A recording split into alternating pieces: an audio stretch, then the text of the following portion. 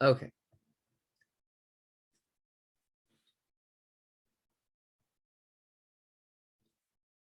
So now let's start working with some examples. So I opened Java.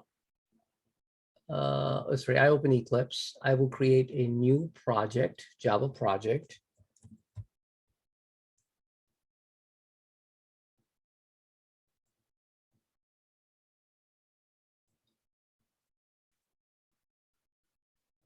And we will create our very first class here.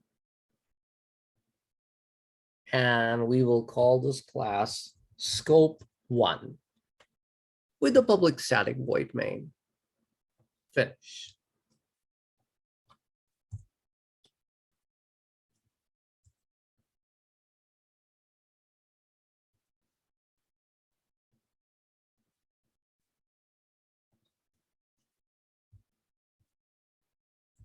Integer x equals to 65. The scope of x is from line 3 through 9. It is accessible by everybody who is inside the class scope1, because scope1, curly braces, followed by the variable outside of all method means it's global. Okay, can I access x inside the main? Yes. Let's try it out. Hey guys, do you want to learn about shortcuts too while we're coding in Eclipse? Yeah. Okay. That'd be helpful. Yes. So instead of typing system.out.println, you can type sysout.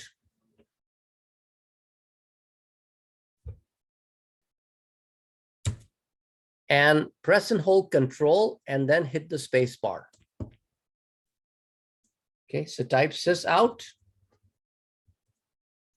Press and hold Control and then hit the space bar. Fancy. X. Notice X is giving you an error.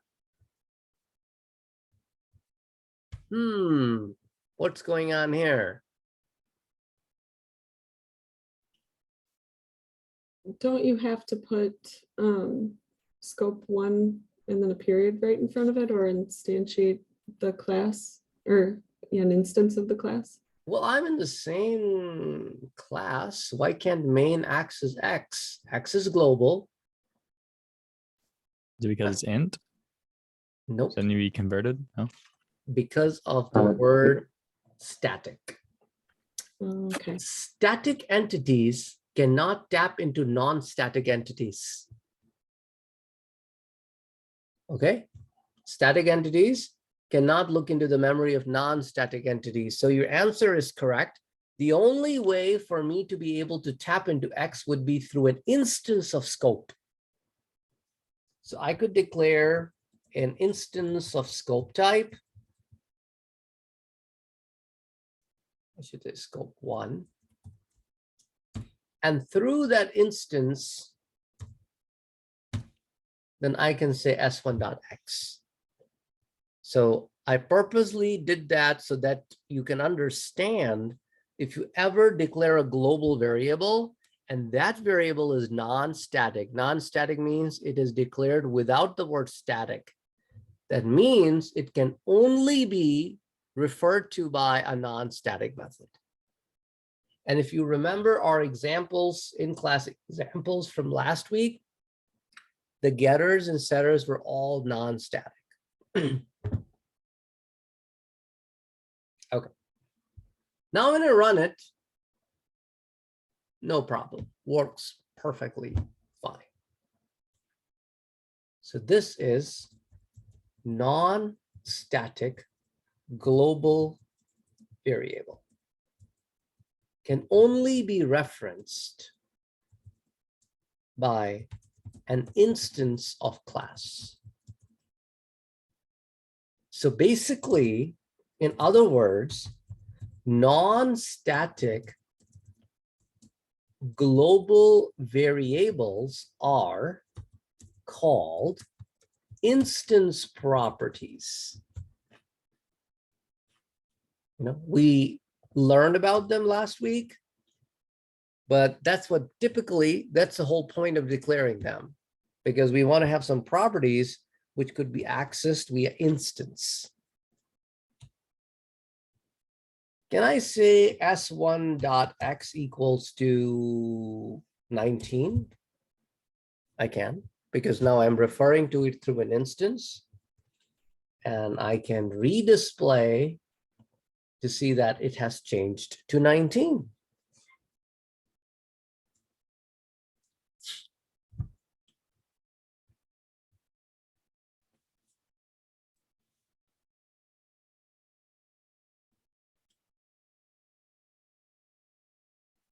Now let's declare another object called S2,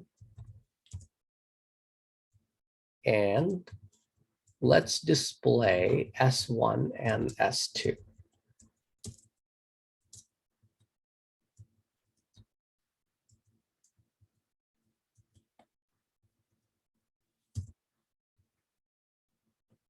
Just so that you can see that changing S1, X for the S1 did not change the X for the S2. We already looked at this last week, but it's just since we are talking about this subject.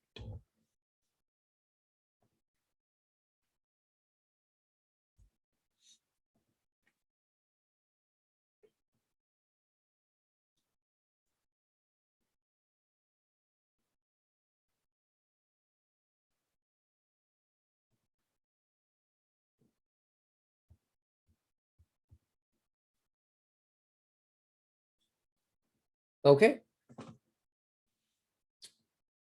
Now, let's say if I use the word public, will that make any difference? Not here. What is the difference between writing the word public and not writing the word public?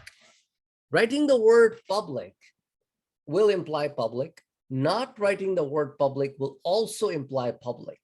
The difference is when you write the word public, it is public at the class level. When you do not write the word public, it is public at the project level or package level, I should say. So that's why Java developers always encourage you to write the word public and do not leave it out, because then it changes the scope.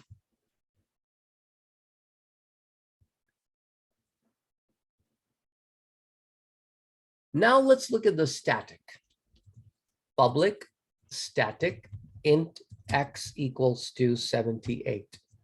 Notice, even though line 3 is non-static and line number 5 is static, still it doesn't allow you to name the two variables the same.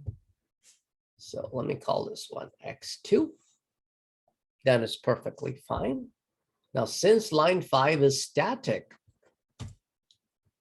I can now say static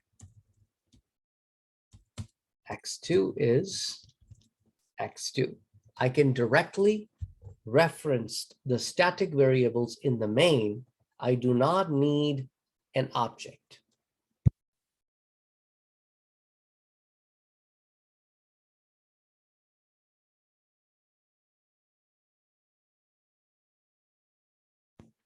Now, somebody may wonder, like, why in the world do you want to have static entities? The answer is very simple. If there is a variable that is shared by all the instances, that you want to reflect the same value for all the instances. If it changes to the same value for all the instances. You want that variable to be static. If you want a variable to hold a value, a different value for every instance, you want it to be non-static.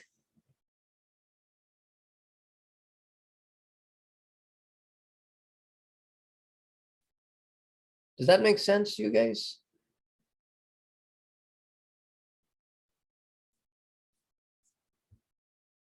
So we can call this one static global variable, which will hold the same value for all instances of the class.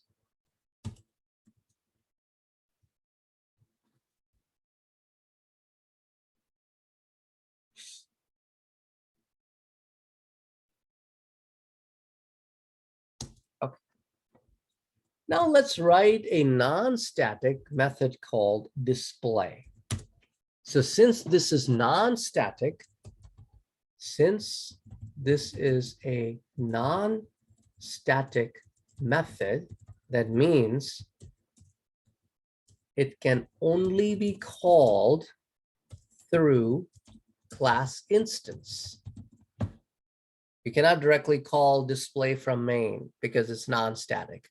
So static methods can neither tap into non-static variables nor can tap into non-static methods. They will always come via instance.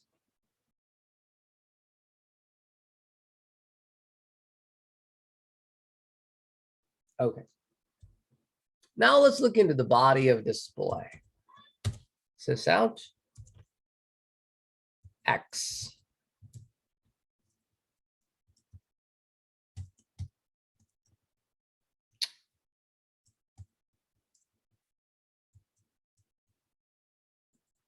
X2. And you probably will see here that the non-static methods can tap into both kinds, static and non-static. See, neither of the two lines gave me an error. Now, instead of calling X, I will just delete this line. Okay. I will delete all these lines. I'll make a call S1 dot display and S2 dot display. So I'll use the display method for the display purpose.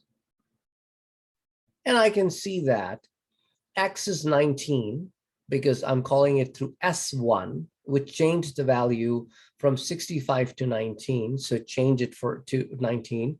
And X2 is 78. Then I call the display with S2. The value of X was not changed by S2, so it stayed at 65. And the value of X2 stayed at 78 because nobody changed it.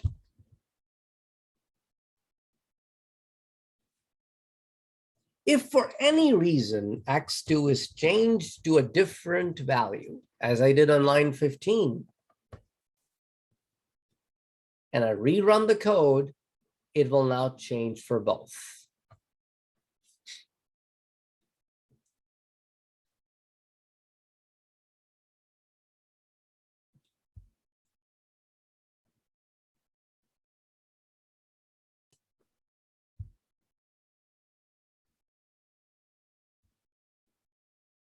So whatever is the value for both.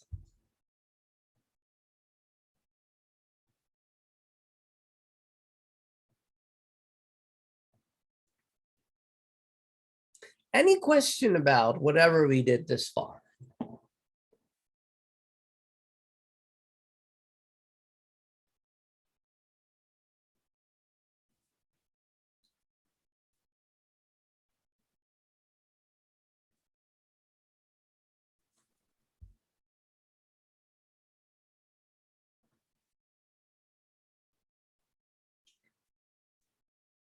So if you guys can give me a check if you're done with this example, then I'll move on to the next one.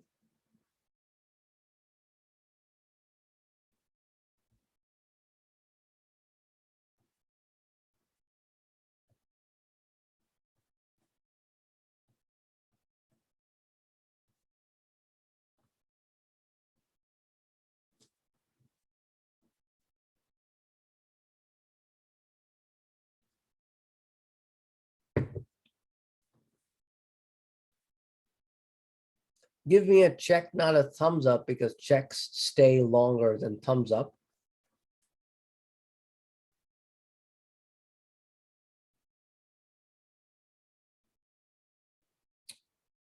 Okay, we're still waiting for Aiden, Christian.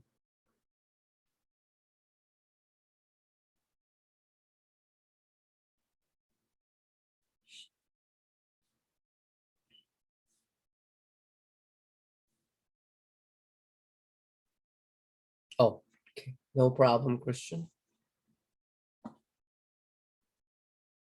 Let us know when you're done. Okay, that's fine. Aiden, let us know when you're done with this.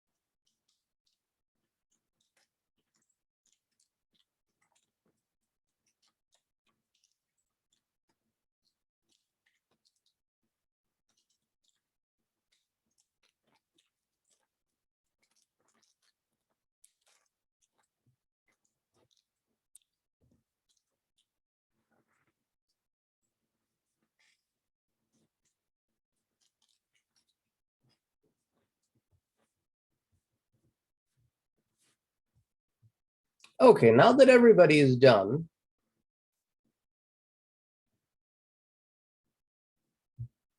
let's start with a new class here. We'll call this one customers.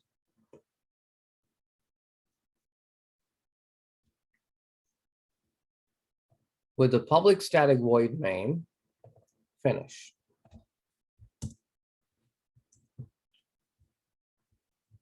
Public static integer count equals to 0.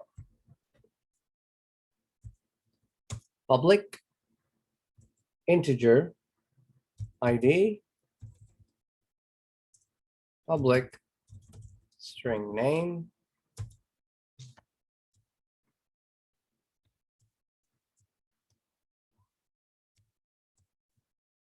ID equals to 1111, name equals to TBD.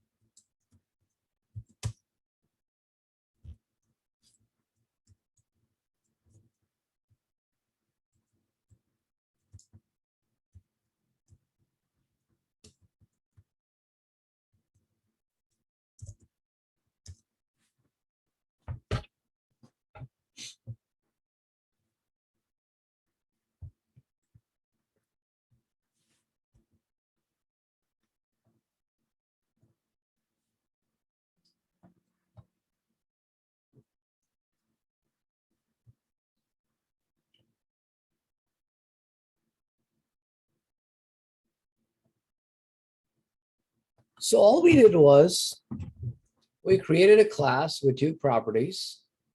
We initialized both properties in the constructor, and we instantiated two instances of the class called C1 and C2.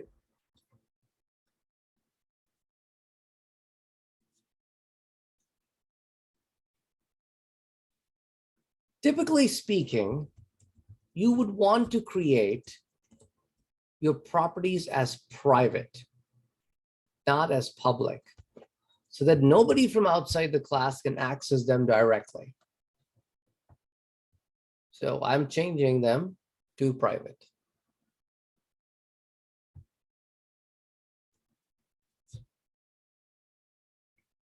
What I want to do is every time somebody calls the constructor, and who will call the constructor? Every time an instance gets created, it calls the constructor. Constructors can only be called once. That is only at the time of creation. Constructors cannot be forcefully called ever after the first point. So at that level, what I want to do is I want to increment or increase the value of count by 1. So basically, in other words, in simple words, what I'm doing is on each instantiation, count is incremented by 1.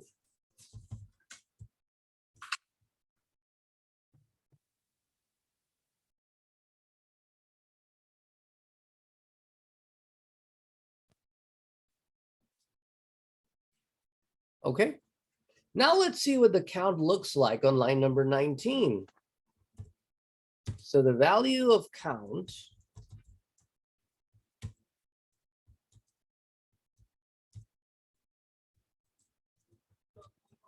is count. The value of count is, let's check.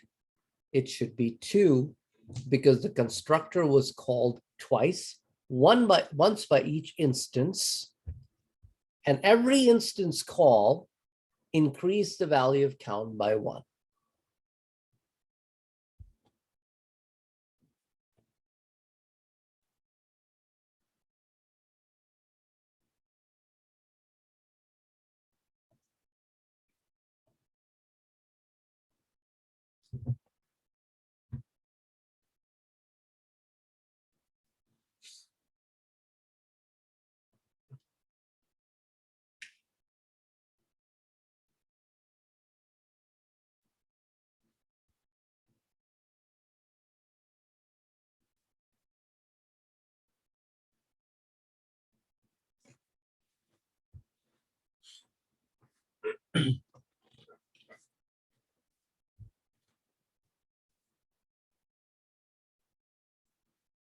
Okay, everybody with me on this one so far? Yep. So far, we have done examples where we displayed the values through the getters and the setters. We changed the values through the setters and grabbed them through getters. It's quite possible for you to have a display method at the non-static level where you can simply display the class properties. ID.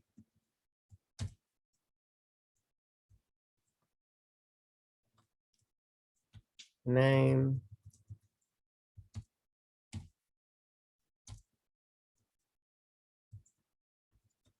And current count.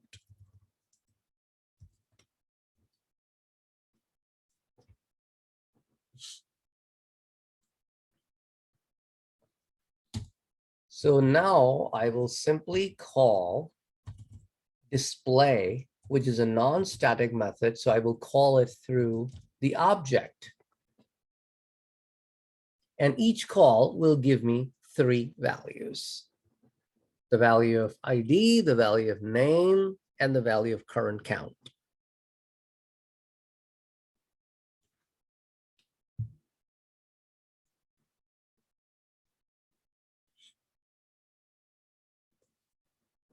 And this shows you the progression that each constructor call incremented the value of count by 1.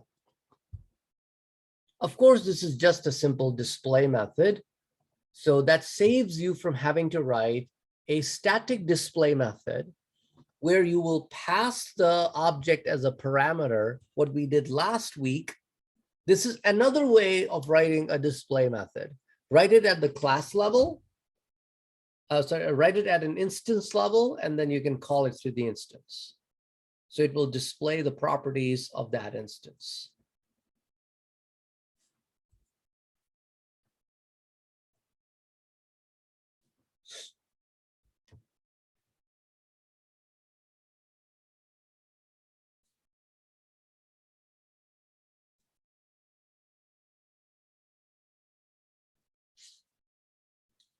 So far, so good. Let's create another class, which we will call demo customers. Demo customers with a public static void main. And what I'm about to do next is typically what Java developers do. Not every class has its own method. Rather, classes are created without a main, and they're rather tested by a common main, which is the starting point for a program. So let's say this is my testing ground. So this is where, as long as the two classes can see each other, and they can because they're in the same package, I do not need to import the class. If they were in different packages, I would have to import it. So I can say customers, C1 equals to new customers. And notice it didn't error out. It understands that there is a class called customers in the same package. And I can do a display call on C1. And notice it works exactly the same way. Now, let me add another guy called C2. Okay. And works exactly the same way. So this is how you create a class with properties, getters, setters, constructors, all the methods that you need to do. Then you may write another class to test that class, where you would have a main method, where you would instantiate the instances, and you will call the display method. Okay. Now, one thing you have to keep in mind, sometimes what the students do is they leave the main class incomplete. That means they never hit the save button. There's still an asterisk on the tab. They open a new class and start to talk to that class. The class doesn't exist yet, or it's not complete yet. As a result, they start getting an error. So always make sure that the class is saved before you start tapping into it.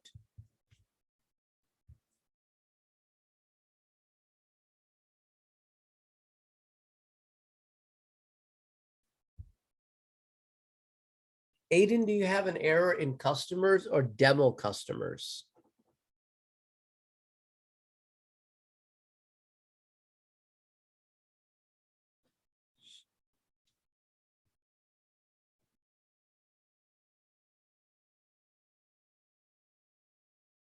Okay, so your customers wasn't running the way my customer was running. Okay,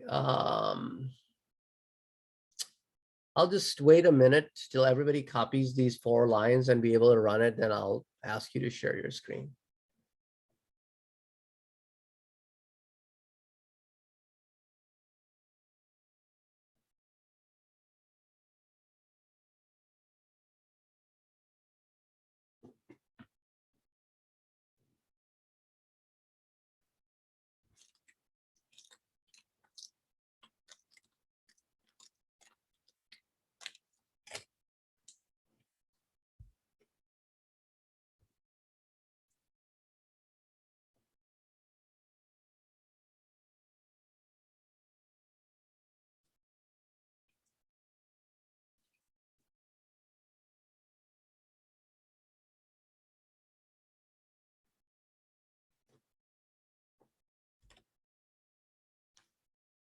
Okay, go ahead and share your screen, Aiden.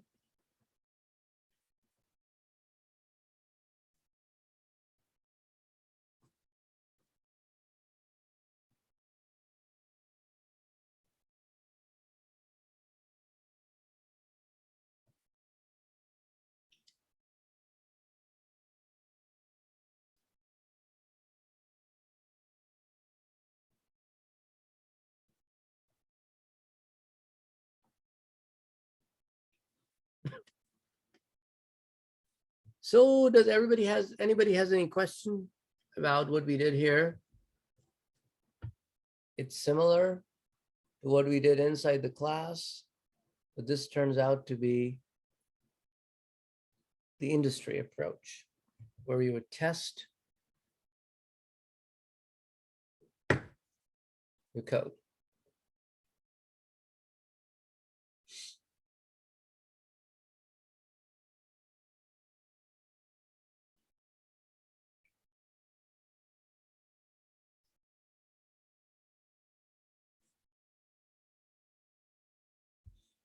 Okay, let me go back to customers.java. And I will write some comments here, and I want you to write the code. Create getters and setters for each property. Okay. So let's see if you can do that.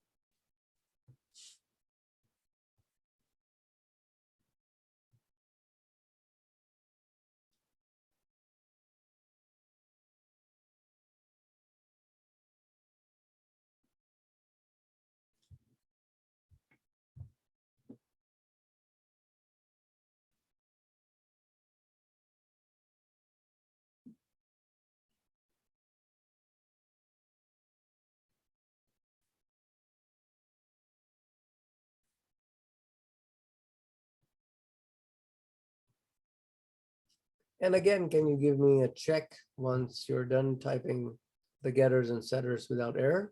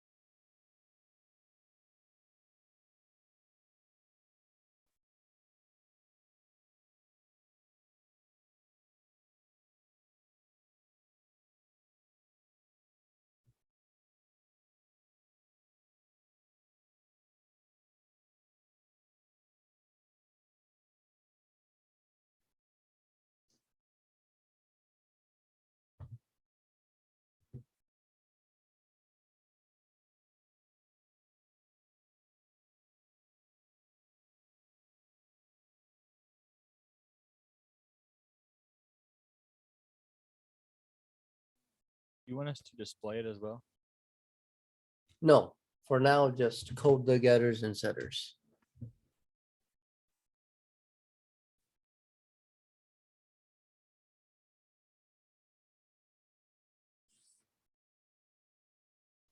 And see if you can code them with that this approach I showed you last week, with the name of the parameter and the property is the same, and then you use the this keyword.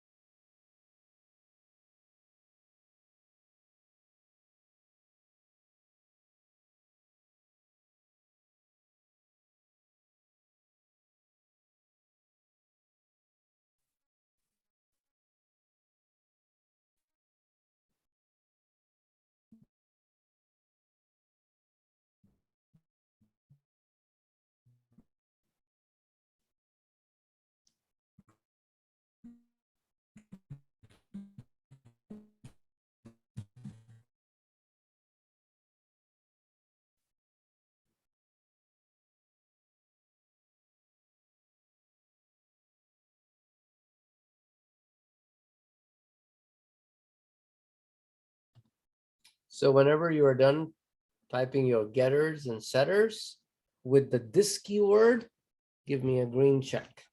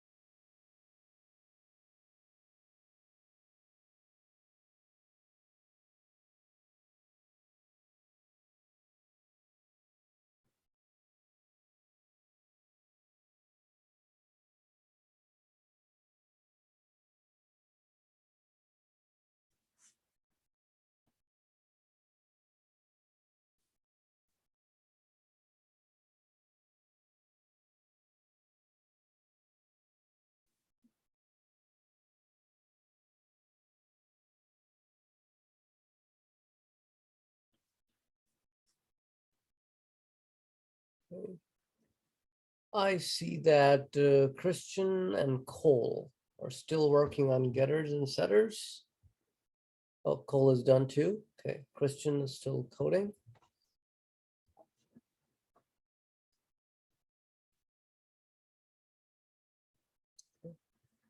So this is probably something similar to this you might have coded for your getters and setters.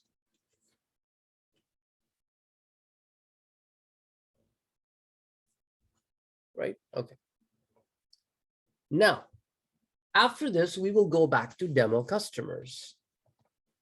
In the demo customers, I'll use C1 dot set ID 101, C1 dot set name to John.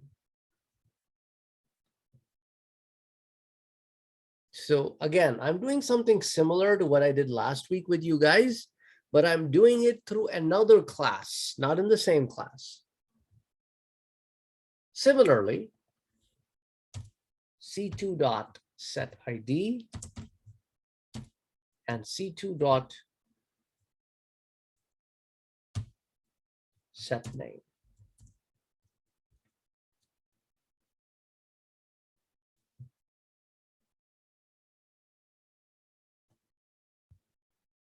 And you can run to see the output.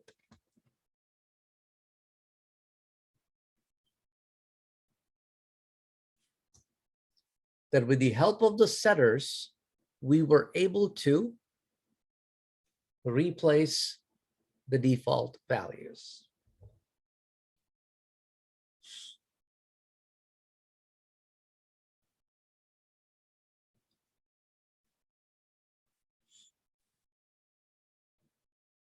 a quick question.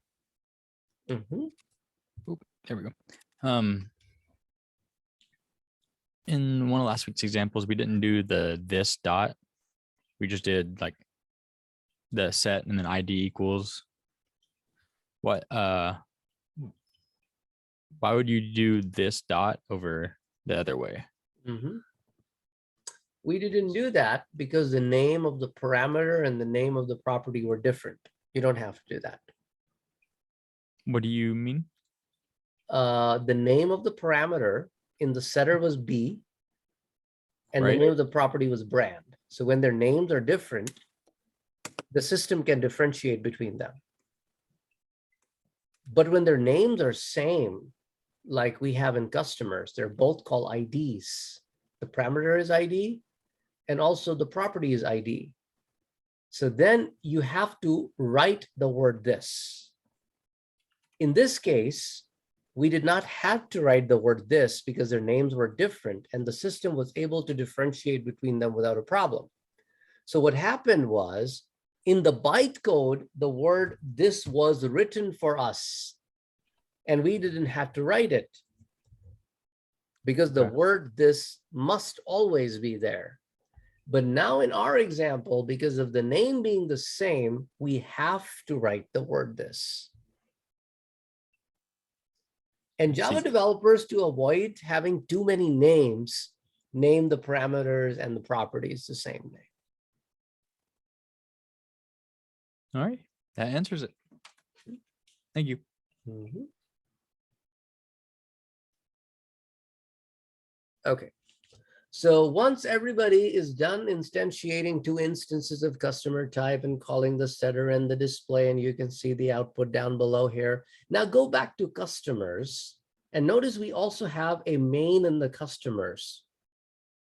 Do you think when I run this main, the values will be 101 John, 948 for Sarah, or will be TBD 1111? What will be the output of this main?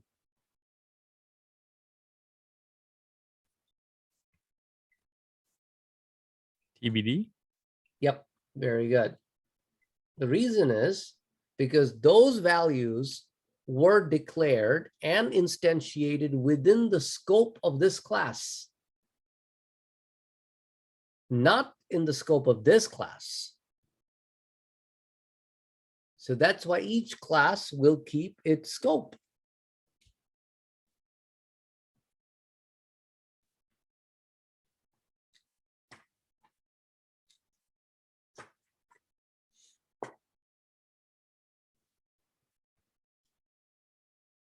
Okay. Now let's go back to customers.java. And we will declare a public static final string called company equals to Janesville John's shop. This is final, means it's a constant. It is public, means it's accessible from outside of the class. It is static because it's at the class level.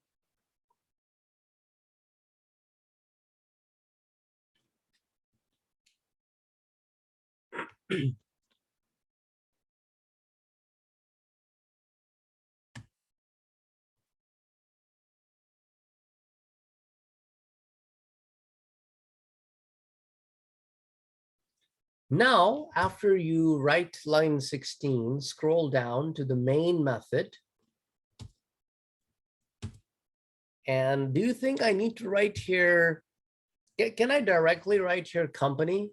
Or do I need any kind of a reference with company?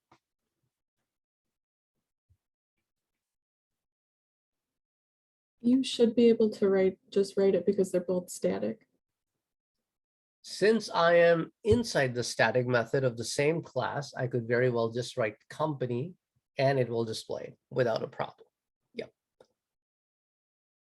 Very good. So test this. Then copy line number 39, or whatever that line number is for you, where you're displaying company.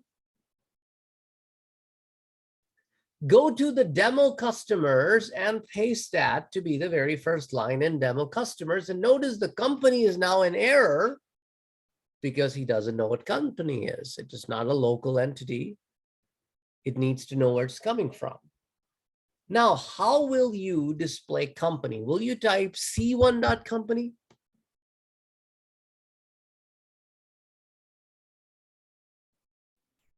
No, because that line that instantiates C1 is after. How about if I change their spots? Would I mean, like, if I put it right here, would I type C1.company? No, No. Why? Why not? because it's not part of the instance. It is not part of the instance. Why it's not part of the instance? Because of the word static. It is part of the class. Therefore, if you want to call company from outside of the customers, you have to type customers.company. So it's at the class level. And that will work just fine.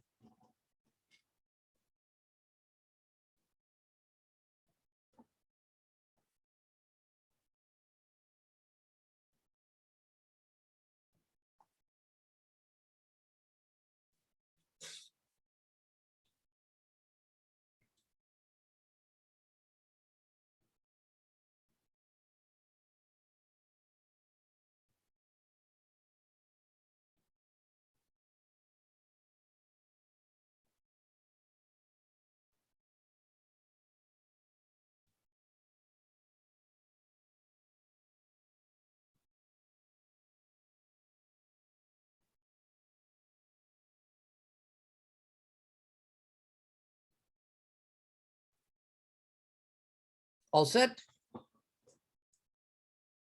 Everybody understood this? Yeah. Let's move on back to customers class. Right now, customers class only has one constructor, which is called the default constructor. That means anytime an instance is created, it will be forced to be created with the values 1111 and TBD.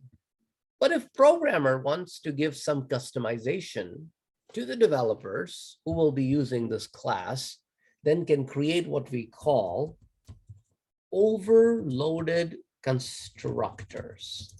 That means constructors with the same name, but probably different parameters. I can now say this dot ID equals to ID and name can still stay as TBD. So what this particular version of constructor does is it lets you only customize the ID.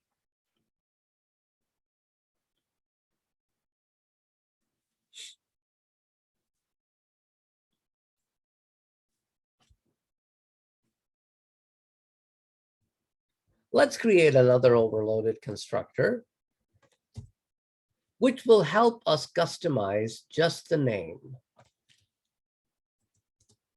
where the ID will still be set at 1111. Oops. And the name will be Tom. Oh, sorry, not Tom, my bad. This dot name equals to name. So customized for ID, customized for name. And it lets you do that because their parameters are different. Names are same, parameters are different. And we can create another variation of this with two parameters.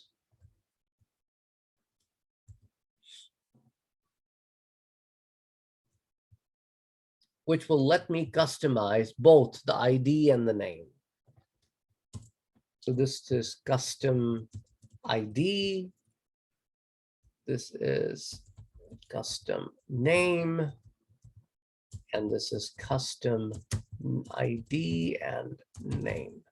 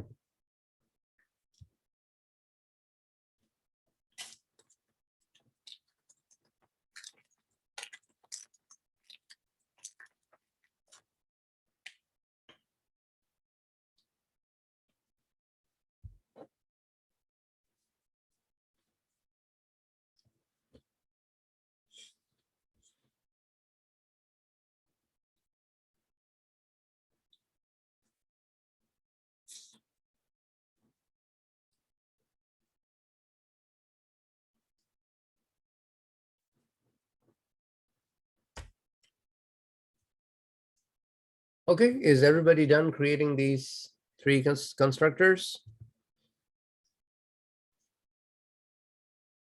The reason I'm asking is because then I'll be going to the demo customers and then we will test to see if these constructors are working. So give me a check versus a thumbs up because that stays longer. I had a quick question. Sure. So everything in my code seems to look right so far, except in the demo customer.java company is there's a red line under company. So did you write customers.company there? Or Yeah. only, okay. And did you make sure that the declaration for company that I have matches the one that you have? Okay, that's the issue. And then for these next changes, are we getting rid of the get and sets, or are we adding? No. Gets and sets are still there down below. Okay. Yeah, we just added 3 additional constructors, which are Okay. called the overloaded constructors. What was the top again? Oh, there we go. Final. Okay. What does final do again? Constant. Ah, okay. That's right. That's right.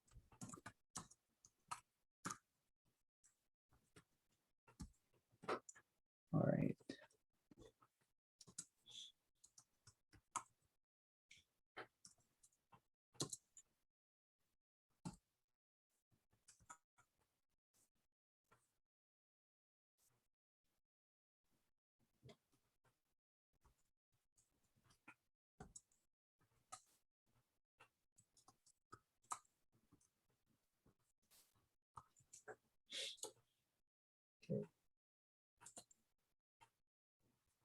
All right.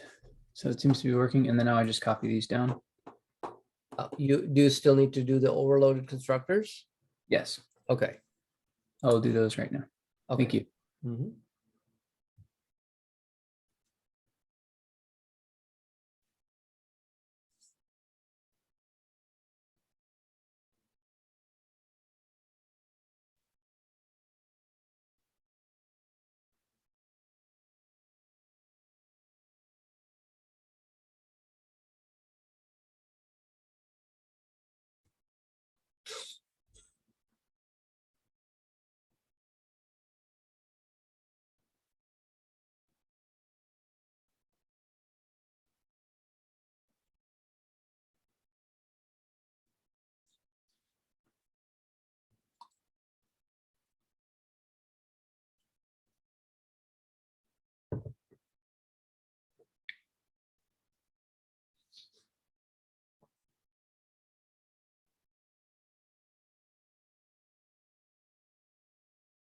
All right. I'm all set.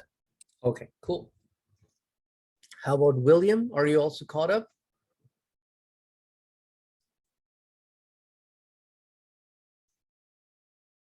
Okay. Now let's go to the demo customers.java and let's start instantiating a few instances. So I'm going to run some tests down below here. Customers, C3 equals to new customers. We will pass the parameter. So this will call the constructor, which takes an ID. Then we're going to create C4. And we will now call the constructor that takes a name. Then we will call the constructor that takes the ID, takes an ID and a name. So I'm testing all three kinds of constructors that we created, the overloaded one. So now let's call the display method.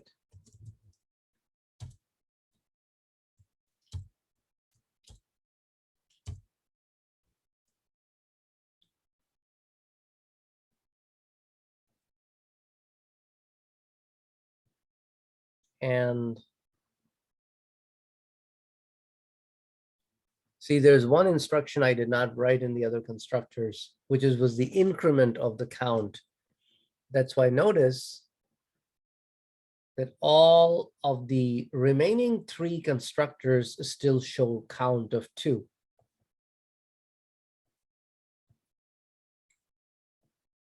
See that? These all show count of 2 because we didn't add the plus count in the other three variants. But you can see that except for the first 2, the last 3 are such that in number 3, the ID is different, but name is TBD. In the fourth one, ID is 111, but the name is Abby. In the last one, we were able to change both the ID and the name. So this shows you how you can customize the constructors for your needs.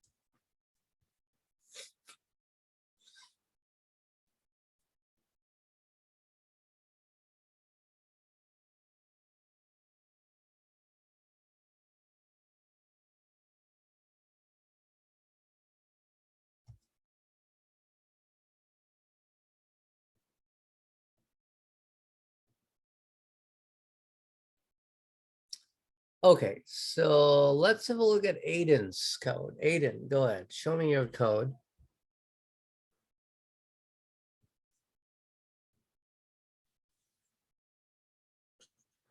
Can you save your customers, please? Okay, now go to demo customer. Okay. Okay, now go back to customers. You might have missed something. Hold on a second. Let me check. Okay, now go back to demo customers.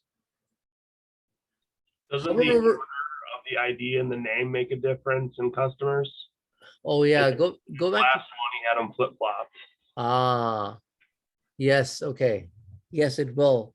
So line 24 is integer ID comma string name. You have them in the reverse order. So integer ID is first.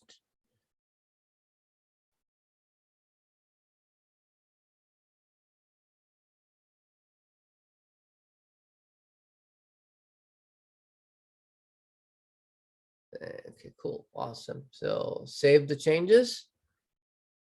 Okay. So, okay. Well, you're still missing a few lines of code. You need those display instructions to see the output.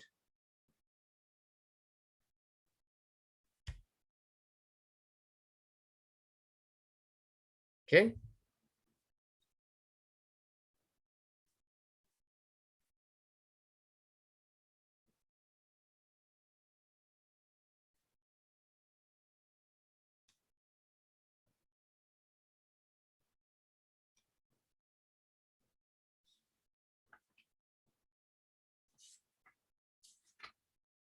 Now we notice that, yes, we have written the custom constructors, but these custom constructors have made it very code redundant. So let's first go and fix the constructors. Let's add the count plus plus to all our constructors. Count plus plus, I'm adding to each one of the constructors. I didn't do that before, so I'm doing it now. So add the count plus plus to each one of the other three constructors. Then rerun the demo constructors.java. This time you will see that the count is coming 5 for all three. Why? Why is it not doing 3, 4, 5? Why was it showing 5, 5, 5? Because we're displaying afterwards. Very good, because we're displaying after and not after each instance, but after declaring all the instances. Very good. Yep. Okay.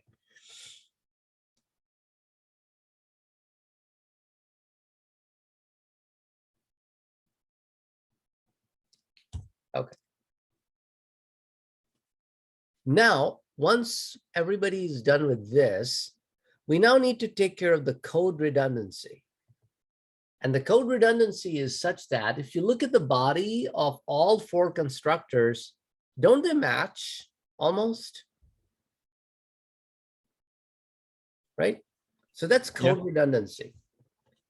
That can be improved in the newer versions of Java. That is something that might not be possible like 4 or 5 years ago, but it is possible now. But before I take you to the possibility, let me talk about this one thing in the book. In your book, let's say,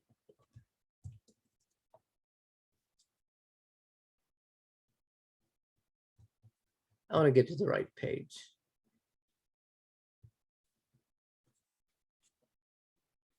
Okay. Can you guys go to page number 196 to look at figure 430? Oh, sorry, not 431, 430. Go to page 190. Where'd that go? Yeah. Oh, here. Okay. Figure 430 on in page 196. It's right at the top. And this is currently the condition of our code as well. If you look at it, we have a constructor with 2 parameters. We have a constructor with 1 parameter. We have another constructor with 1 parameter, and we have a constructor with no parameters. Author has the same stuff. It doesn't matter in what order you have them. But you see a lot of code redundancy.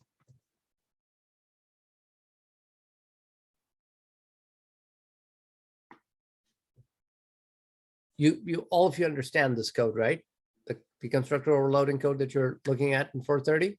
Okay. Now to fix this code redundancy, what Java developers have done is, if you scroll down to figure 431, what they do is they make all other constructors forward their request to the most customizable one. The most customizable constructor is the one that takes the most number of parameters, because that's the most customizable one. So what everybody else do, they make a this call. Whatever values they have, instead of having to rewrite everything, anytime you call them, they call this through the this, they call the constructor that matches two parameters. So this one calls with both hard-coded values. This one calls with one hard-coded value. This one also calls with one hard-coded value. So all the calls are redirected to one constructor.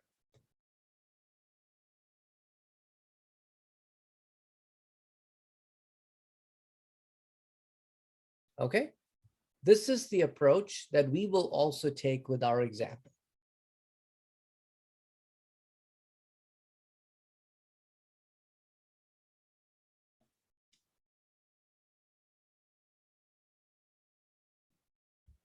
So now coming back to our example over here, we will make a this call. Let me first make a this call. Oops. And then 111 TBD semicolon. And let's get rid of all other lines, because whenever you make a this call, you cannot have any other thing inside the body of the constructor.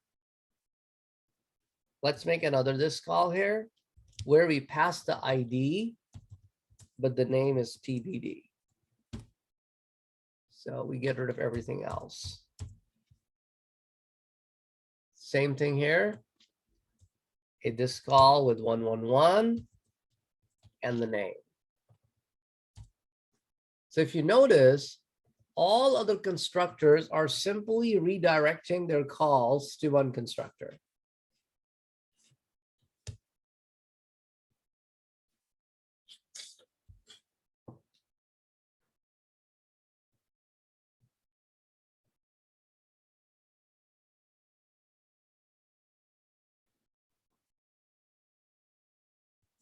After you've made the change, save the changes.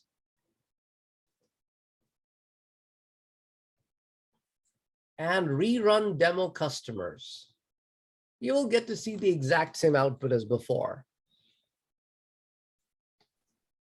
Can you go back real quick, or never mind.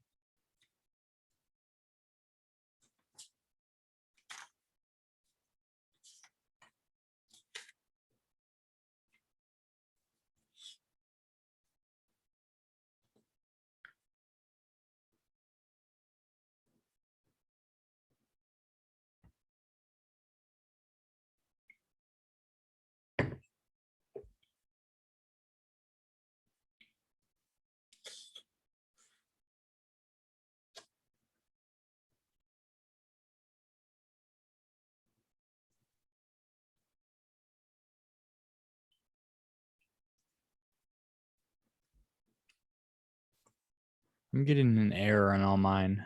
I can't figure out why. Did you complete the code? Or It's just all go, the, I mean, like, on every this line, it's an error. okay, go ahead, share your screen. Imagine I missed something.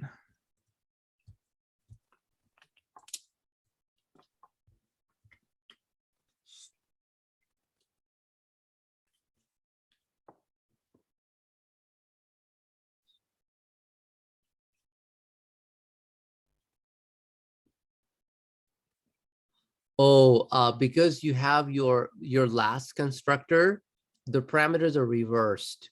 It should be integer ID comma string name on line 21.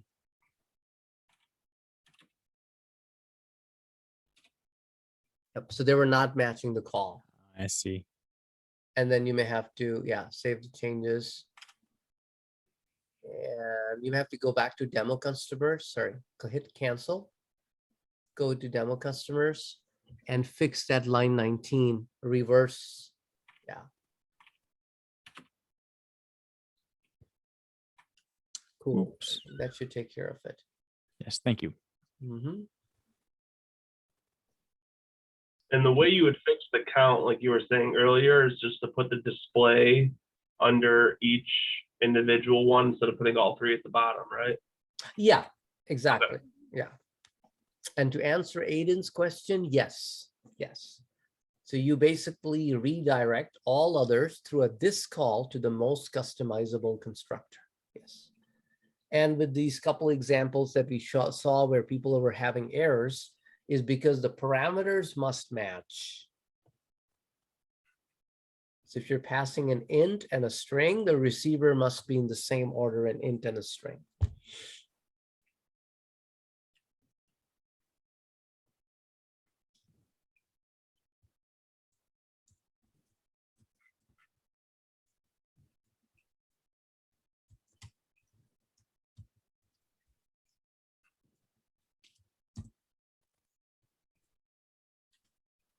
Does that answer your question, Aiden?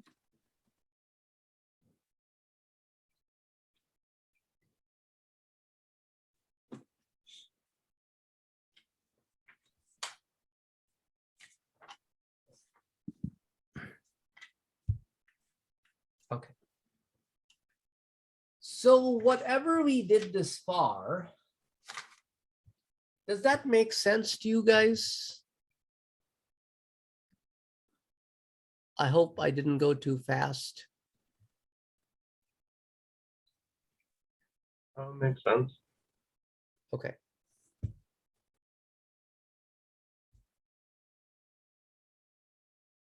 Does anybody has any question about what we did today this far?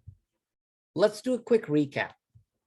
So we created a class, and the class was created with static and non-static entities. Static entities are accessible at class level. Non-static entities are accessible at instance level. So for all the non-static entities, we wrote the getters and the setters. For the static entities, you can simply call them by class name.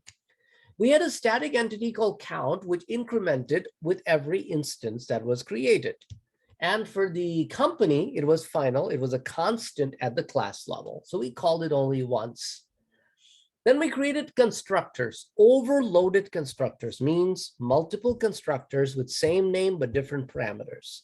Since we were writing the same piece of code in all the constructors, we redirected all the constructors to the most customizable constructor. Once we were done with this, we also created the getters and the setters and a display method, which can be called by an instance to tap into the property values of an instance, along with the static value of count. Then we initially wrote a local main, but we worked harder on the outside main.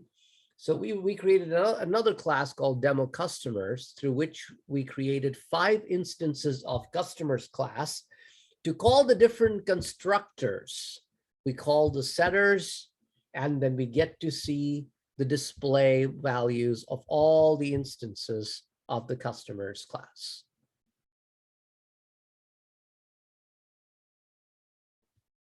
Okay, any question about whatever we recapped here?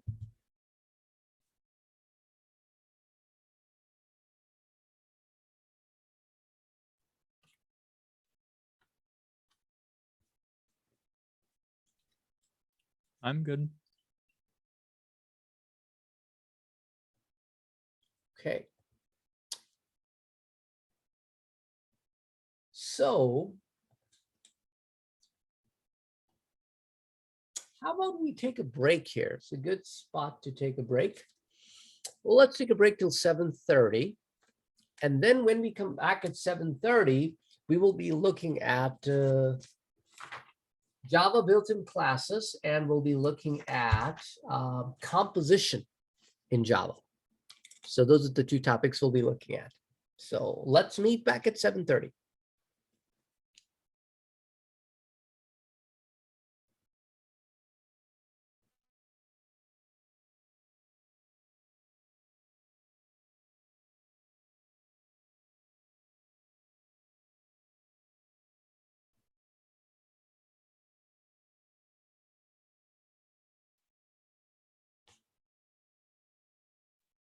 So now that I told you that after we come back from the break, we will be looking at the Java built-in classes and packages. And alongside, we will also be looking at composition in Java. Let's first look at a Java composition example.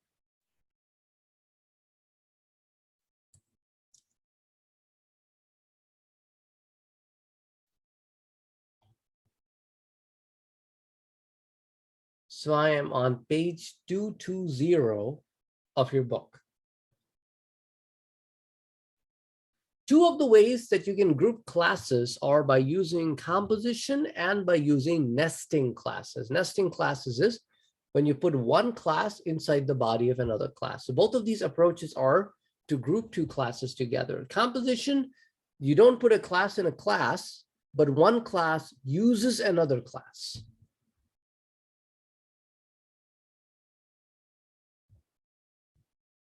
Composition is what I'm looking at, page 217. Looking at figure 442. Do you guys have any question about this class? Have a look at figure 442 and let me know if you have any questions about this class.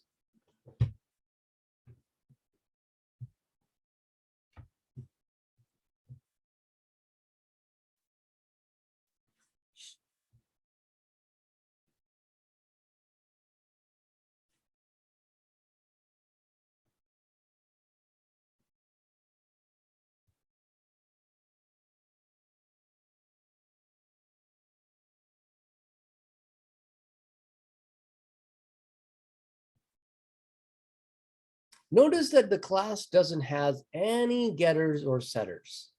It just has a constructor, which allows all the three properties to be initialized to some value. And author is not using this, using different names for parameters and properties. And then there's a display method to display all three properties.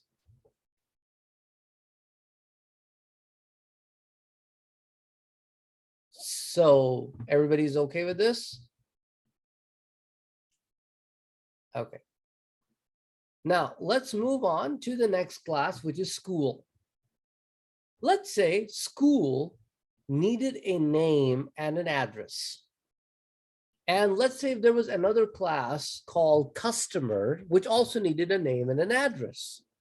So that means I would have to declare the name, address, and zip code in like three properties in the school class and also the three properties in the customers class. Maybe there are other classes which also need all three of these properties. So I would have to replicate myself so many times, duplicate myself so many times.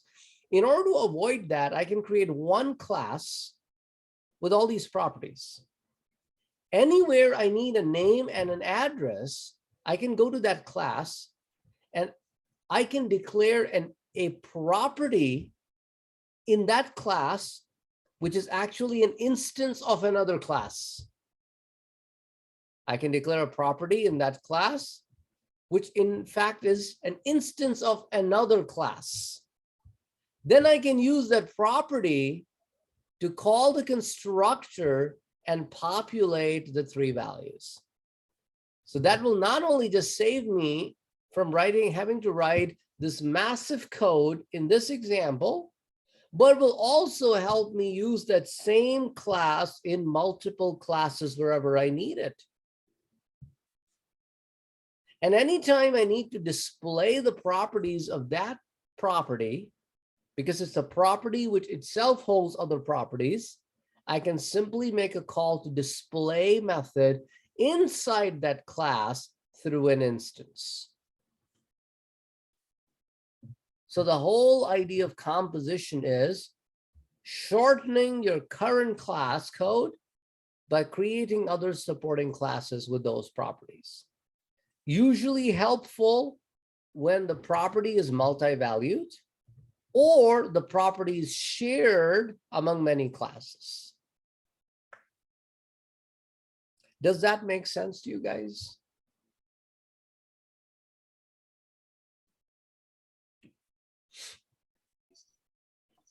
Yeah.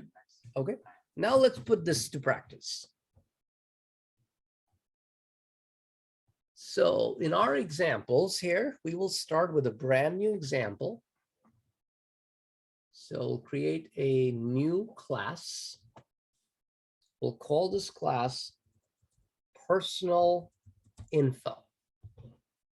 No public static void main, just personal info. Finish.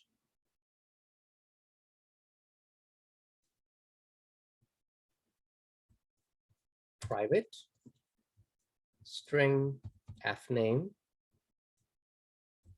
private string mi, private string lname. Oops. Private string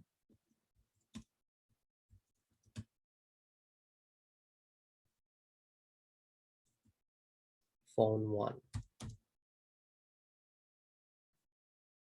I just say phone. Phone.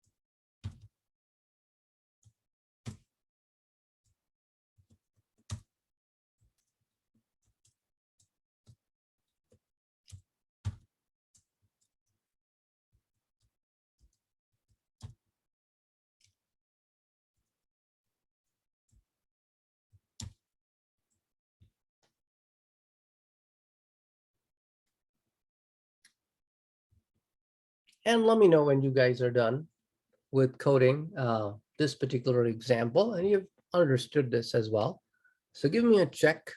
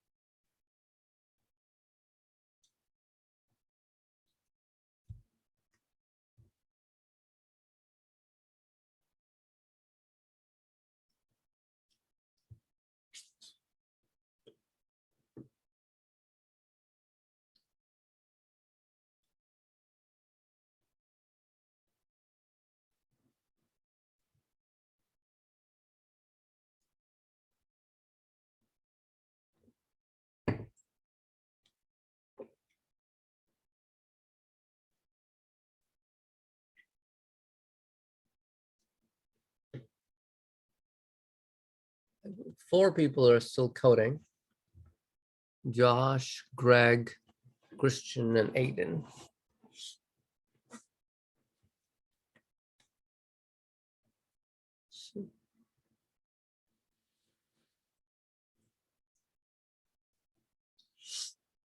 Oscar, I will tell you guys some of that stuff maybe in a week or 2. Once you guys learn to create constructors, then I'll tell you.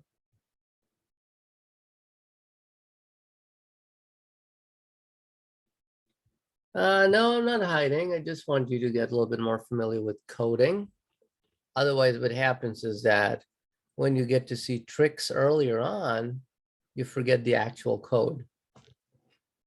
So once you get used to of coding, then it's okay to learn about it. Plus, why spoil the surprise? Like hiding RDI from us for 2 weeks last semester. Now that you guys learn how to do system out, I just gave you a shortcut because now you know how to do system out. Anyway.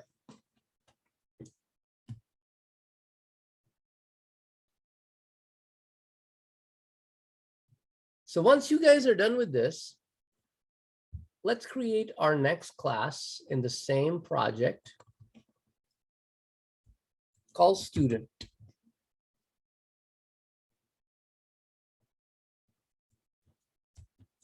Private integer ID. So that's a local property.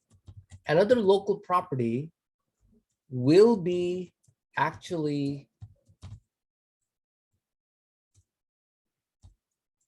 an instance of personal info. So basically, this is a single value property, and this is a multi-valued property.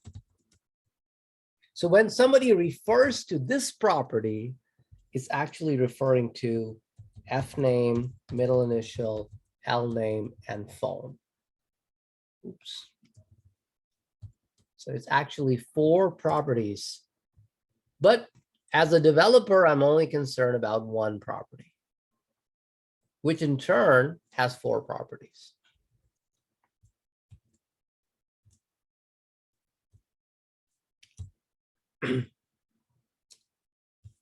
So here in the constructor, I will pass 4 properties though, 5 properties rather. I can just do F string M string O string P.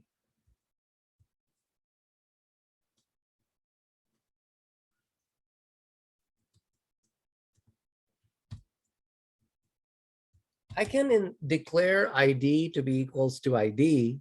However, for P info, remember it's a multi-valued property and it is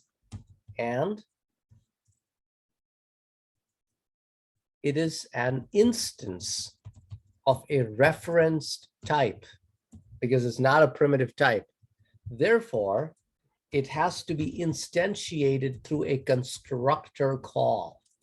And in this constructor call, I will pass all the parameters.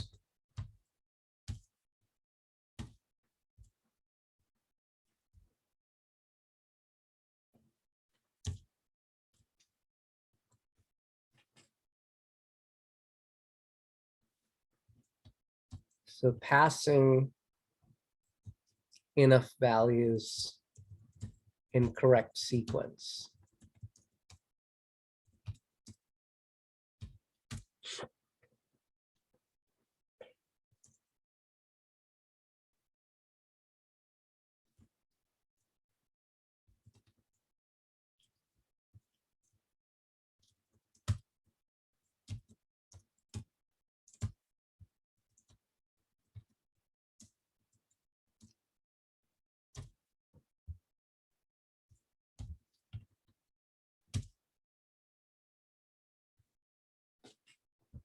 So as you can see that the display of the main of the student is much shorter than the actual one.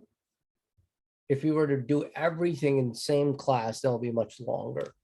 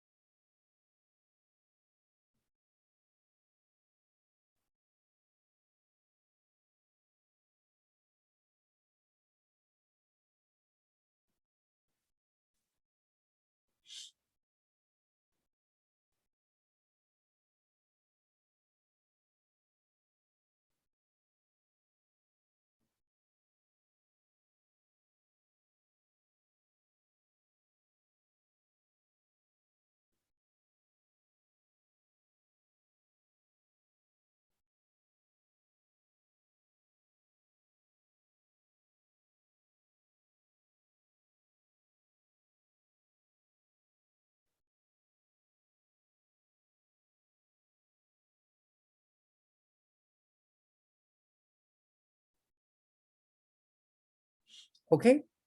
Everybody got this? Because then I will create another class to demonstrate the student.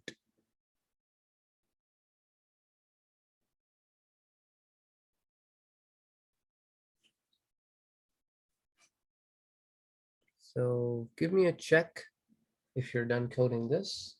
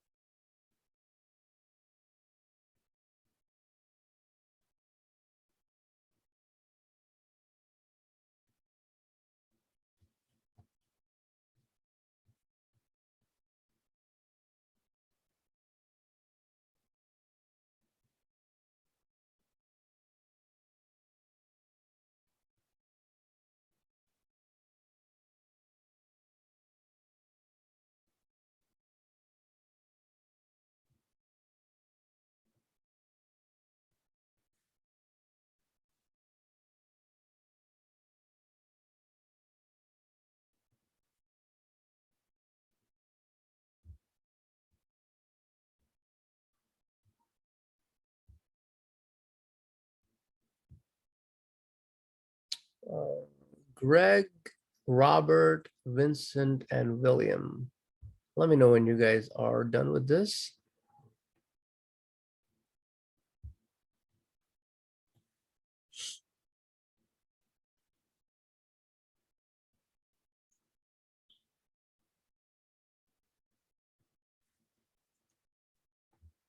think Greg is the only one that has not given me a thumbs up or check.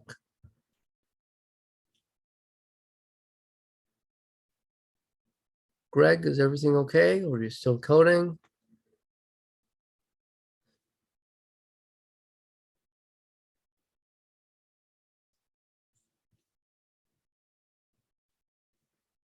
Okay. Now let's create our next class called demo student with a public static void main.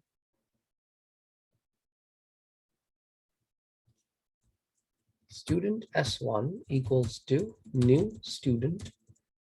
And then I need to pass the parameters ID, first name, middle initial, last name, and a phone number.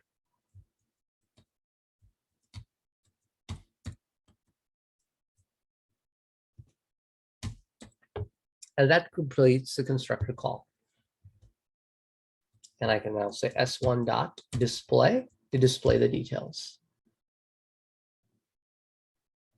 Here you go.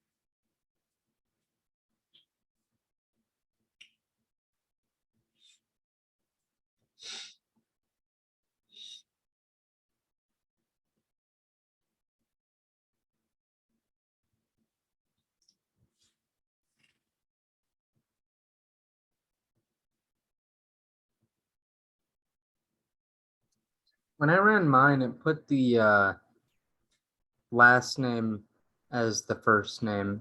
And I'm not quite sure what I did wrong.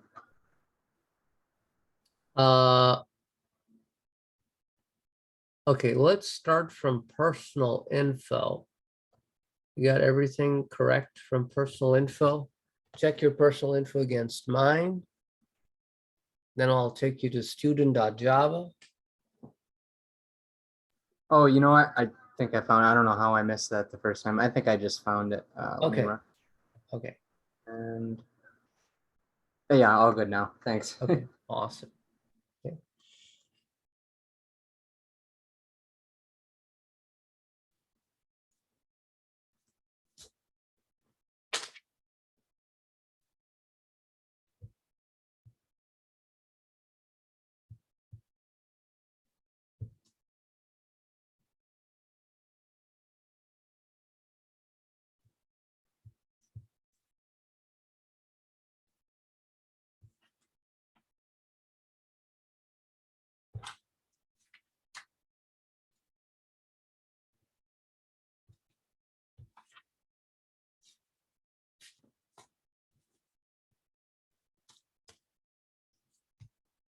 Okay, everybody get to test this?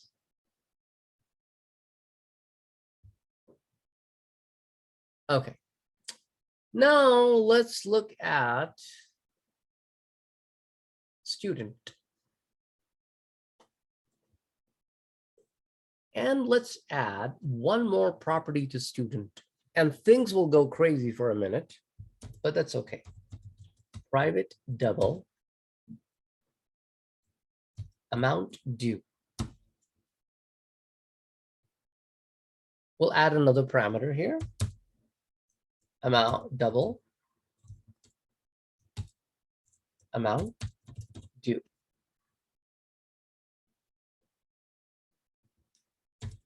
This dot amount due equals to amount due. You know the drill.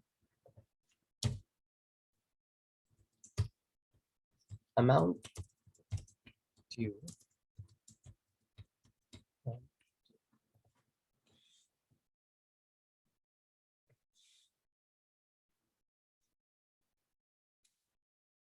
Demo student is erroring out right now because the parameters in the constructors don't match.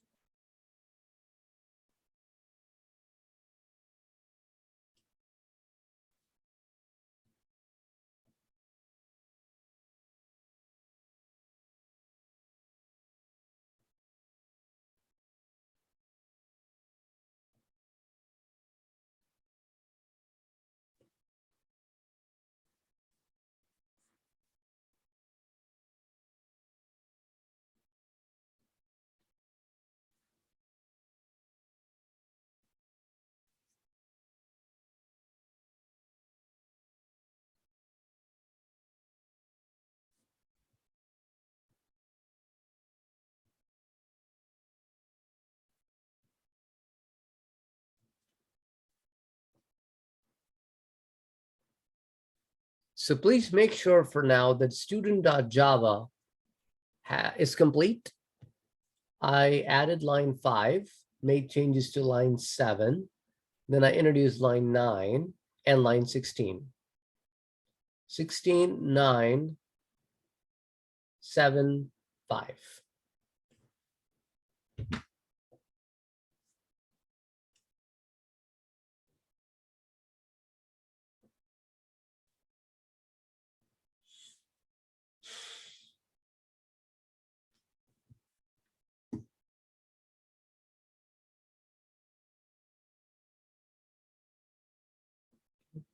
That's a good thing. The winter storm is missing Wisconsin, so we shouldn't have to deal with what others have to deal around us.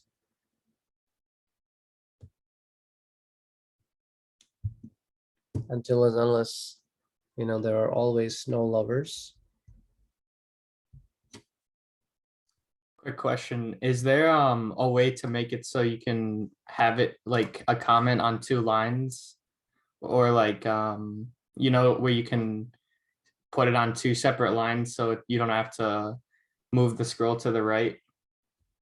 What?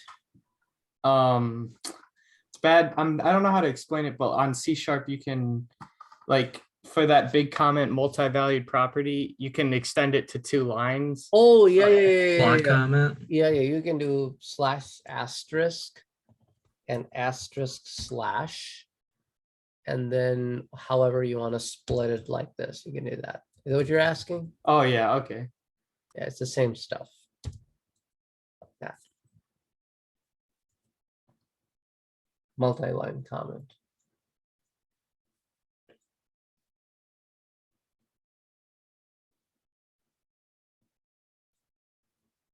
Okay. Now let's go to demo student. And let me add another parameter here.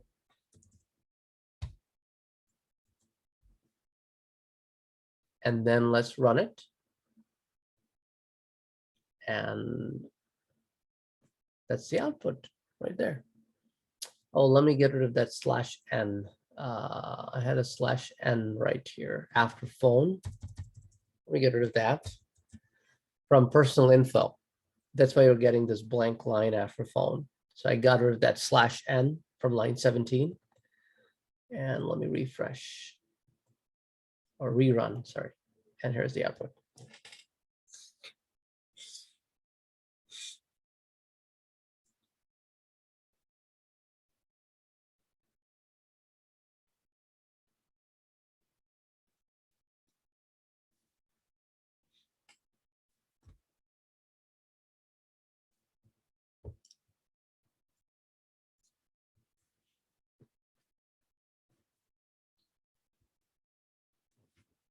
Everybody got that?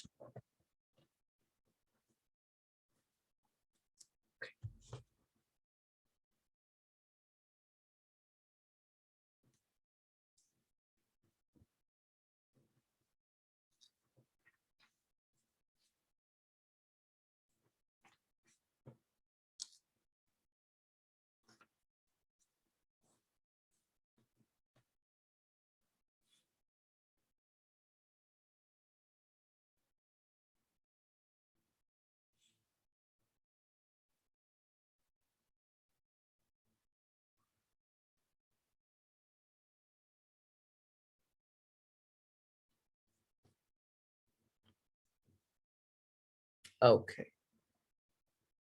Now let's start to work with some of the built-in classes, starting with math. So our next class will be Demo Math 1 with a public static void main. And let's go in the book as well. That will be page number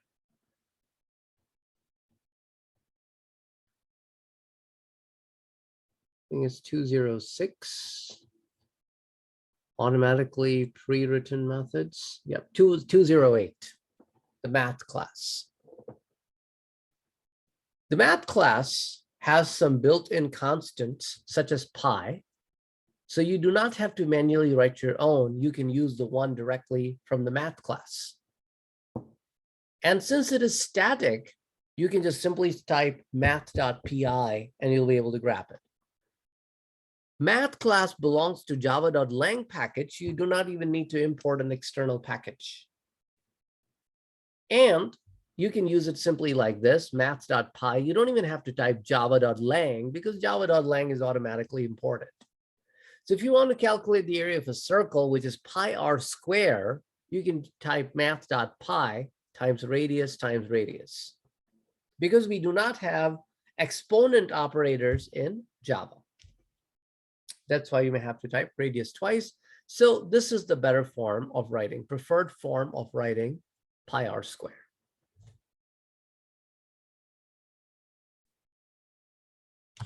There are other sets of methods that are available to you from the math class. So I will let you review table 4-1. And let me know when you're done reviewing it. So we will try some of these methods in the example.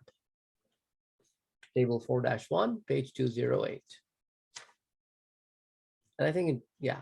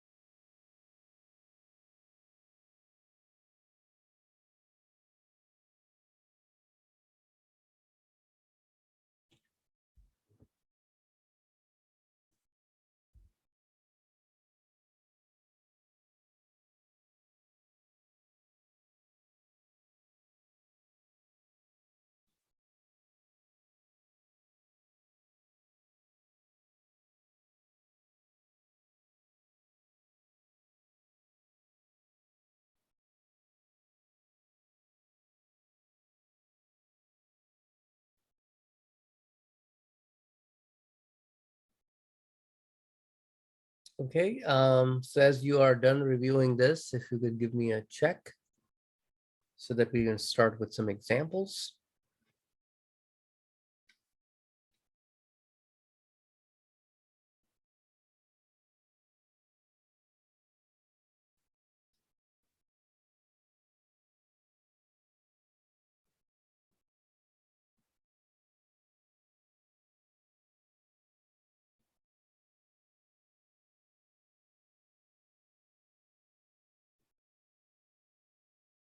Okay.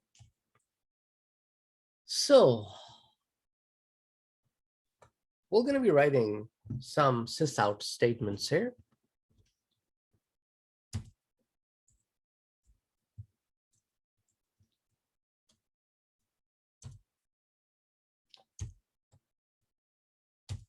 Absolute values are the distance between 0 and the number. So negative or positive, the answer is always unsigned.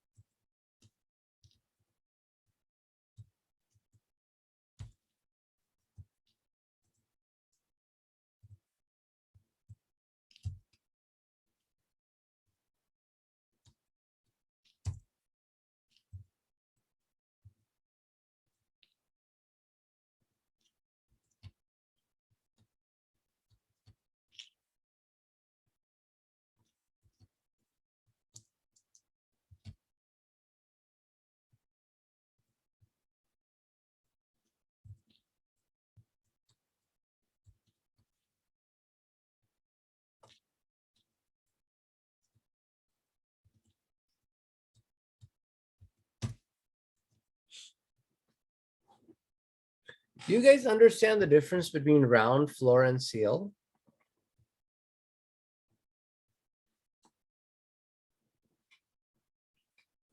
Could you explain it again? Okay. Round will round down if it is less than 5, and round will round up if it is 5 or more. So 7.1 will round down to 7, and 7.6 will round up to 8. Floor will always round down.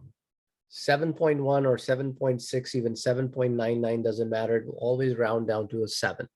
And seal will always round up, irrespective of the decimal place.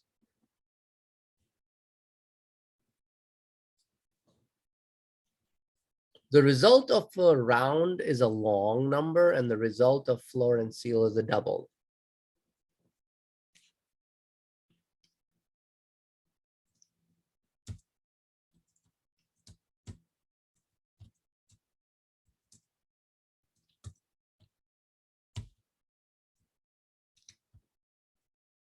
And max can give you the max of the two numbers, and min can give you the min of the two numbers, or the smaller of the two numbers.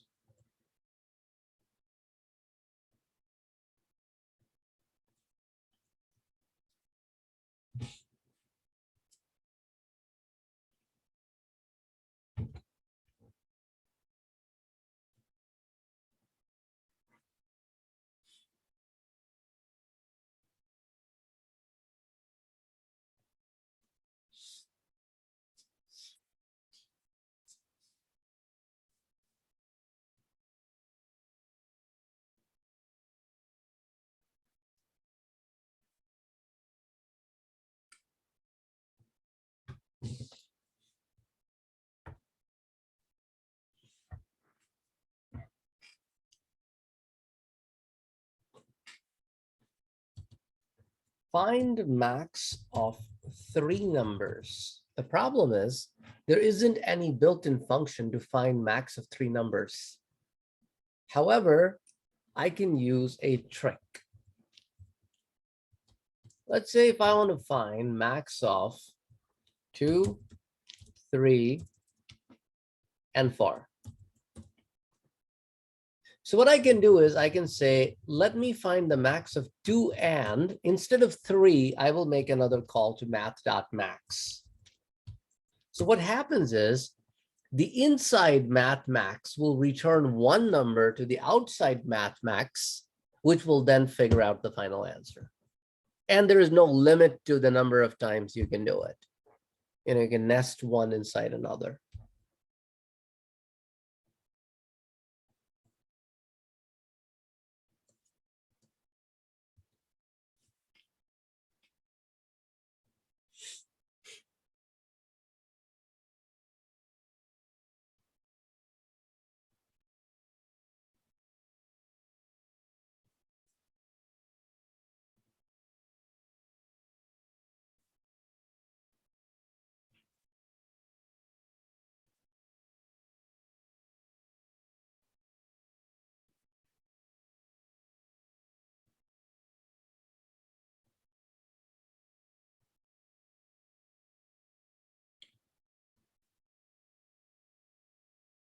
Okay.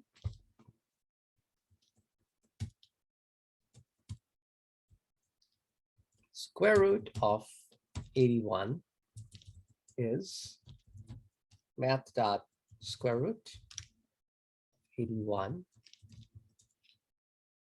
The square root of 96.33. So you can do the decimals. And remember, the negative numbers cannot have the square roots, at least in computers.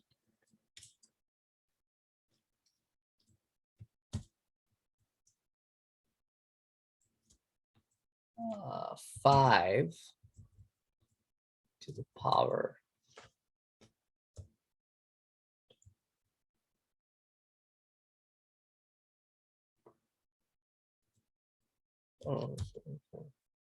it's 5 cubed, easier. Math dot POW 5 comma 3. So the first parameter is the number. The second parameter is the exponent.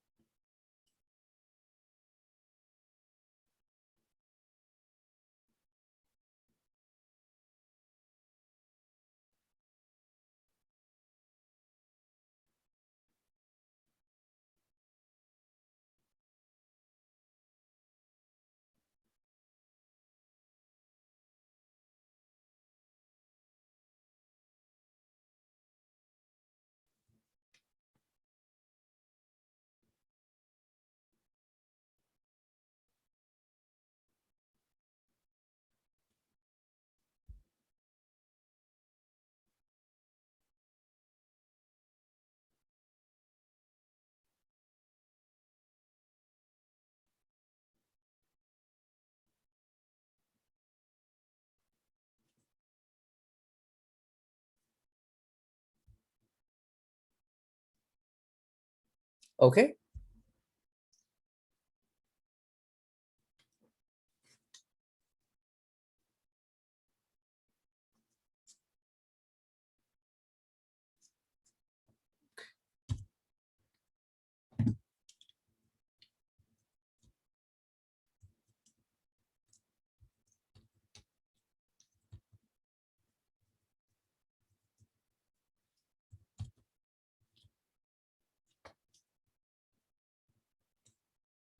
Random number is generated between 0 and 1, always. So if you want to give this random number a range, let's say between 1 and 10, then you can multiply the random number by 10. So then it will have a shift of decimal place. Every time you do it, there'll be a shift of decimal. Okay. Then you can math.seal the answer.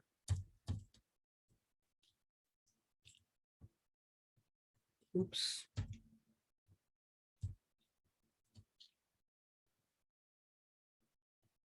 And that way you can be sure of the fact that you will get a double type whole number, which will be indeed between 1 and 10, because all the zeros will be sealed to 1, all the nines will be sealed to 10.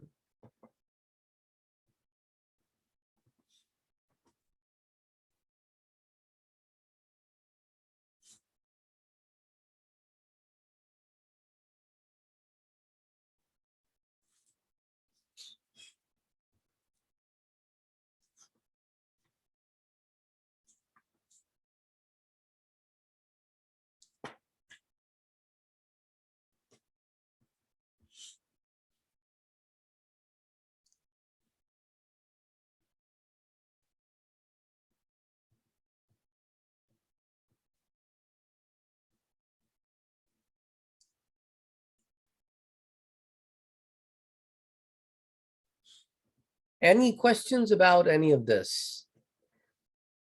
If not, then you can give me a green check.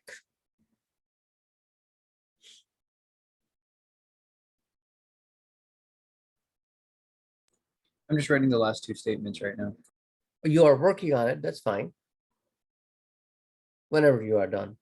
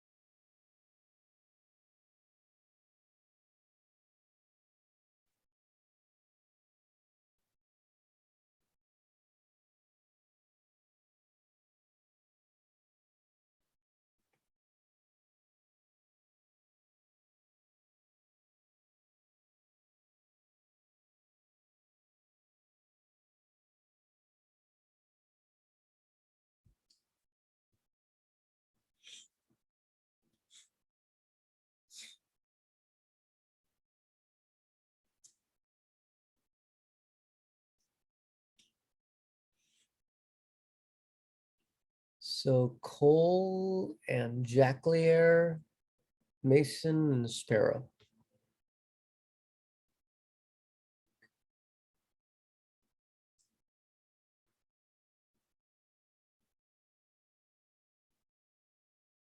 Sparrow and Jacquelier are the only two people working on it right now. Okay.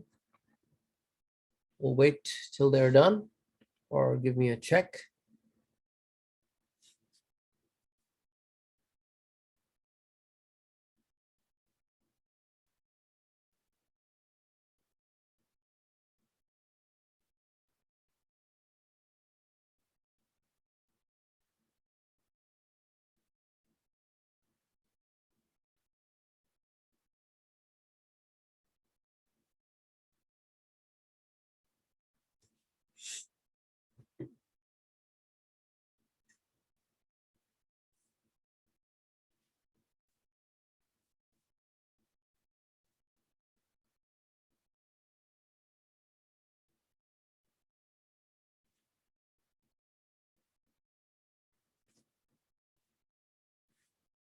Jack and Spiro, are you working on it still? Okay. Spiro.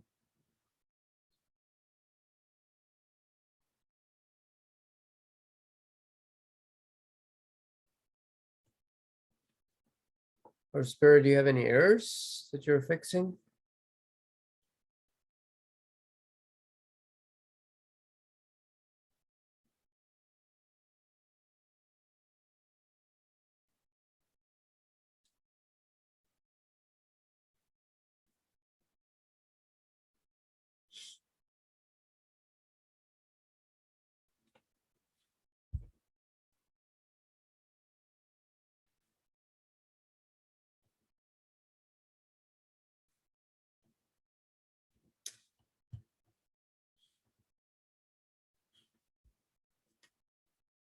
Okay, now I'm moving on to the next class called local date.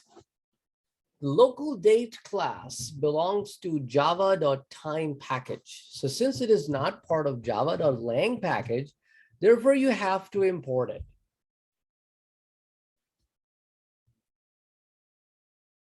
Just like you import the scanner package class from util package and JOption pane class from javax.swing package. Similarly, you import the local date package. If you do not import the local date java.time package local date class, then you would have to write that on every line. You try to introduce an instance of that class. So therefore, it's a good idea to import it. So that way you can just simply tap into local date. Now let's have a look at this code on page number 211. This is how you instantiate an instance of local date. And you tap into today's date and time by calling now. So now will give you the now date and time. However, you can also set the local date to a date of your choice by calling the local dates off method and passing the year, comma, month, comma, date. A question for all of you. Now or off, both of these are methods of local date class. Are they static or non-static? Like one of them would be static and the other one wouldn't be. One of them will be static and the other one won't be? Yeah, I feel like now would be, or of would be static and now would not be static. How do you say, well, why? Why did you come to that conclusion? It was just a guess, to be honest. Are they both static because they can be used in the main? Main can also call non-static. Remember, we have called non-static functions getters and setters from main, right? Is it That's because true. both used with the class name? Since both are being used with the class names, what are they, static or non-static? Static. Very good. If you look at both methods now and off, they're both being called with class name, not with an instance name. So a method that is called by a class name has to be a static method. Just remember that. If you ever see a method preceded by a class name, it has to be static. Exactly the same way, all these methods, ABS, round, floor, seal, max, min, square root, they all are called by the class name. So these are all static methods. If you just remembered that simple rule, you do not need to look more deeper into if it's static or not. Class name as a caller, it has to be a static. Okay, now I want you to write this code yourself. So create a class called local date demo. Write this code where you are setting today's date and a graduation date, and then you're displaying both objects. Go ahead. And again, let me clear out these check marks so you can let me know when you are done coding this example or figure. What did you say the name? Whatever it says over here in the figure. That's the name of the class, local date demo, right? Okay. Yeah.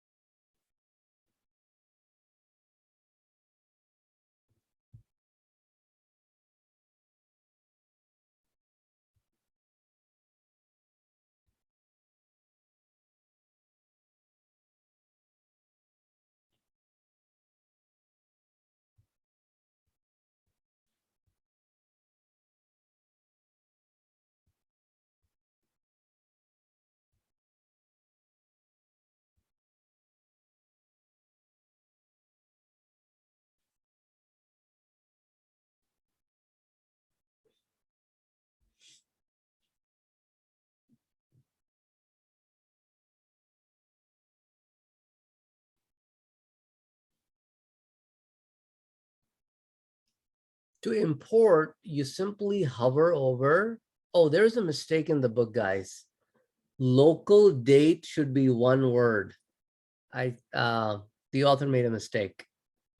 So just hover over local date and the very first link will be import. The other mistake, you know what the author made, or whoever edited for her. Do you see that local date she by mistake put a 1 here instead of an L. These are all L's. 1, 2, 3. These are all L's. See how L looks like in the current font? And those are 1s. So, you know, they're just typos. So fix those.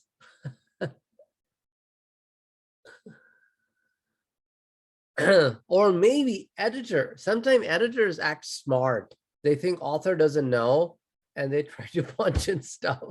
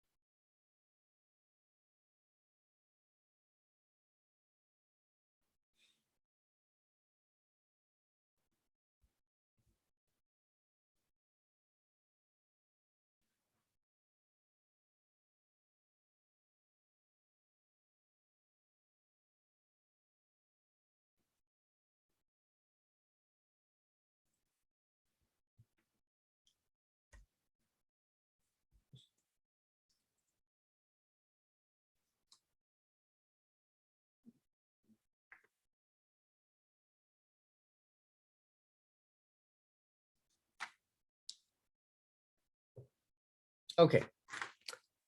So give me a check whenever you guys are done with these 4 lines of code.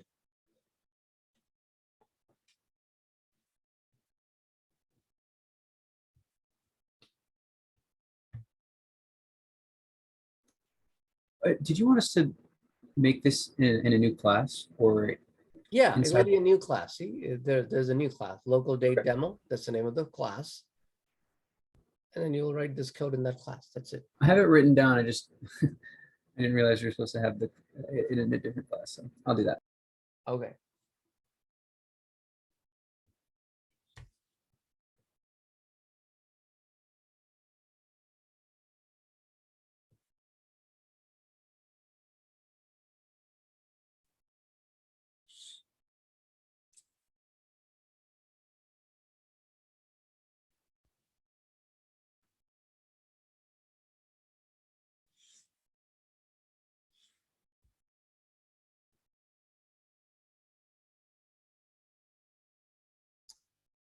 For those of you who are done with this, let's scroll down to figure 439. This is where we bring in the scanner object. So what we're doing is we're creating a local, remember it's L, not 1, okay? So we're creating we are declaring an object of local date type. And once we declare it, now we declare an integer for month, an integer for day, and an integer for year. And we have a constant called weeks for delivery equals to 2. From the user, we accept the month, the day, and the year. And after that, we set the 3 values. So this is pretty much accepting the date from the user and then setting up your object. Now, what is the difference between the line number 2 and the line where you are setting this? Line number 2 is what we call object declaration, not instantiation. Why? The reason is because the object still did not receive its initial values.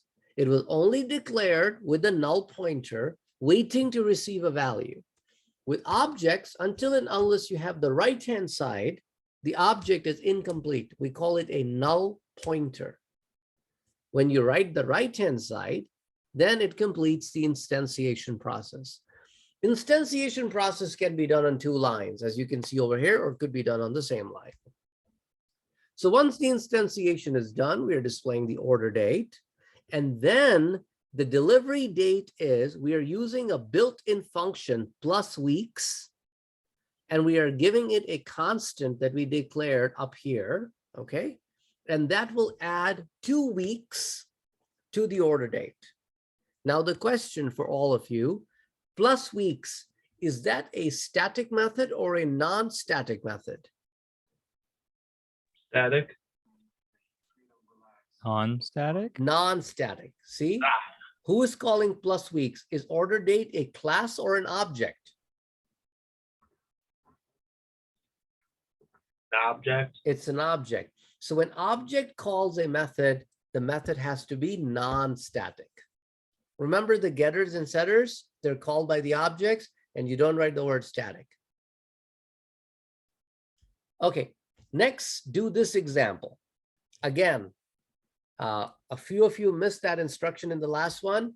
This is a new class. What is the name of this new class? Delivery date. Yep, that's the name of the class, delivery date. And then this goes in the main, then you run it.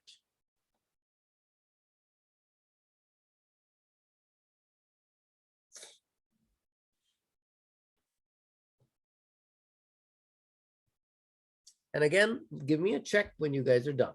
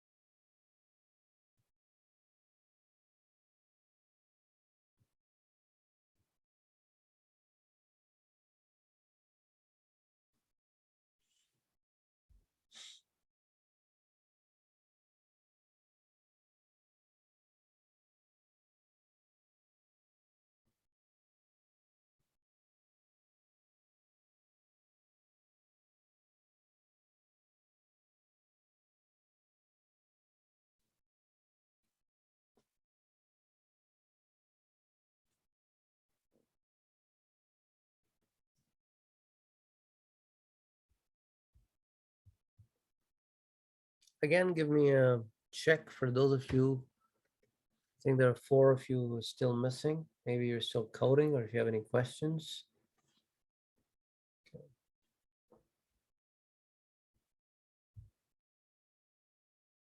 Christian is the only one left. Okay. Next, we will go to our next topic here, which is composition and nested classes.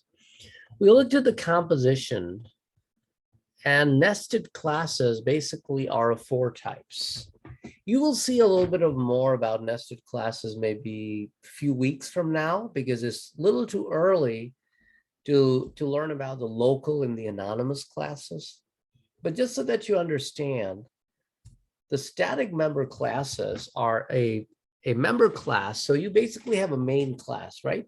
So if you write another class within the main class, it's called an inner class. The inner classes can be of 4 types. A static member class has access to all static methods of the top level class. A non-static member class is called an inner class officially, and this type of class requires an instance of the outer class to be able to create the instance of the inner class. And it has access to all the data and methods of the top level classes. Whereas the static only has access to the static methods. Local classes are created within the method or a code block of the outer class. You don't create a separate class. You create the class within the outer class method. If it has a name, then it's called a local class. If it is created without any name, sometimes you want to create a class on the fly, use it and get rid of it. You don't want to hold it in the memory. Then you may create an anonymous class. So those are the 4. These are the 4 different types of classes that are all regarded as nested classes. Now let's try to code at least the static one. So let's create a new class here.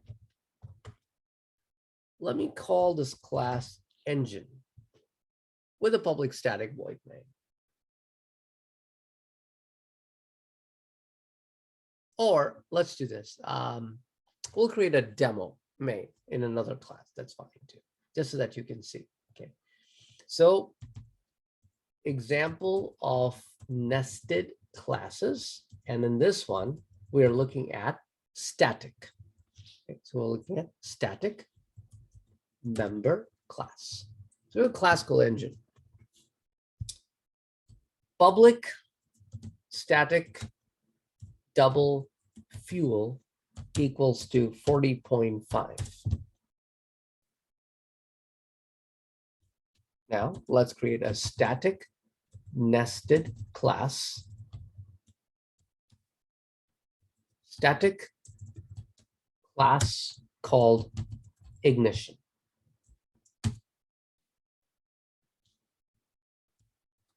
Public void show fuel spend.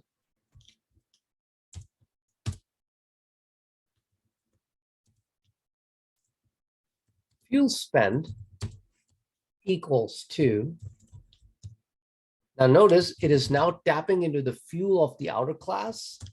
And let's say this is in liters.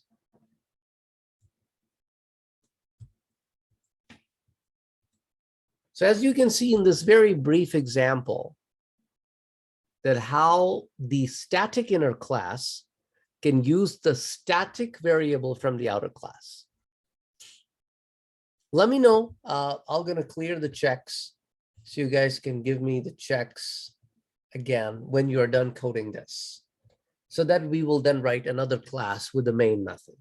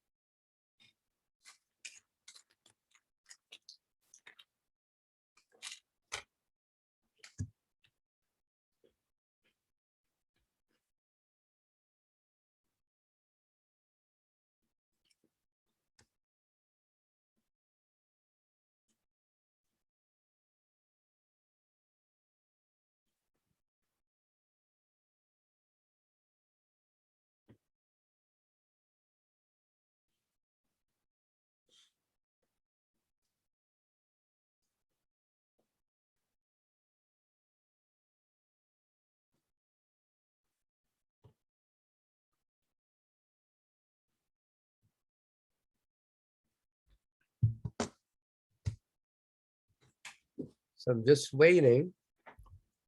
Aiden, Greg, Jessica. Oh, okay, Jack, Mason. Okay.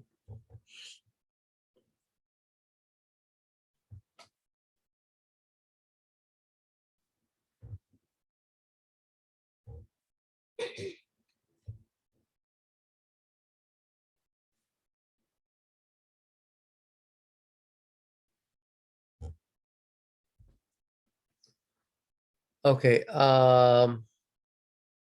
Share your screen, Mason. Let's see what's going on.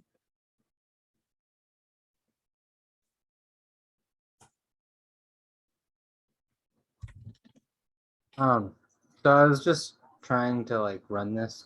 Oh, you cannot because we didn't write the main yet. Oh yeah. Duh. It's been a long day. Sorry. That's okay. I'm Okay. running a few hours of sleep.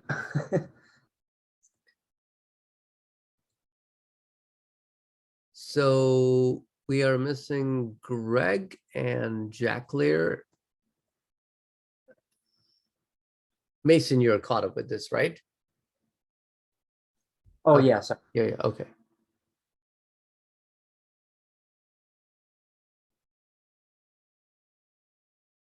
Okay, so now let's create our next class here, which we will call the nested class example with a public static void main,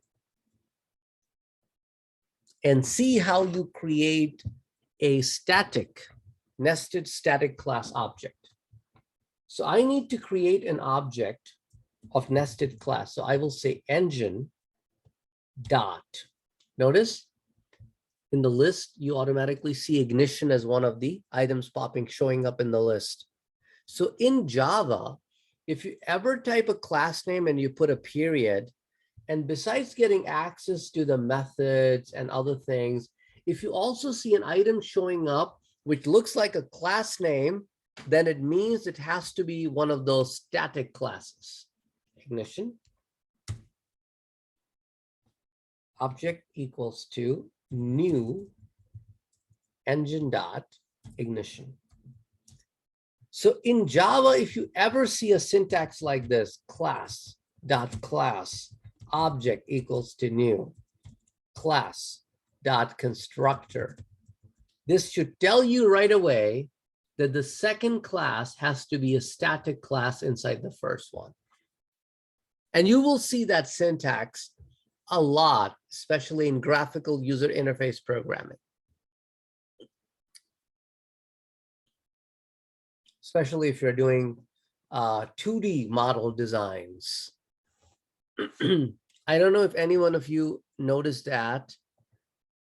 Did one of you said that you already took Alan's mobile programming class or no? I did. Yeah, okay. Did you guys notice anything like this? I believe we did. Yeah, I think we did. Okay, so now at least now you know what it is. That's why I always leave the GUI stuff for the end, because in order for you to understand the GUI, you need to understand the Java. Okay, so now we can use object dot show fuel spend. And now let's run it.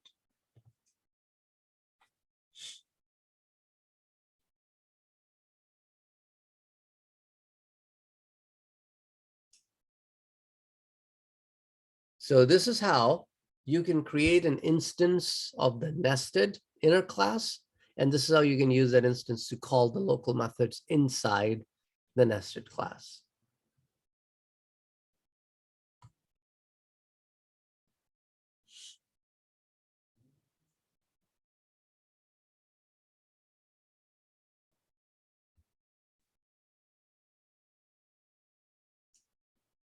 Okay, everybody got this?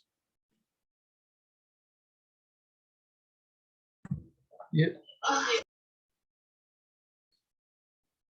Now we will move on to creating a local sorry, an inner class, not logo, inner class. So let's create our next class called volume first.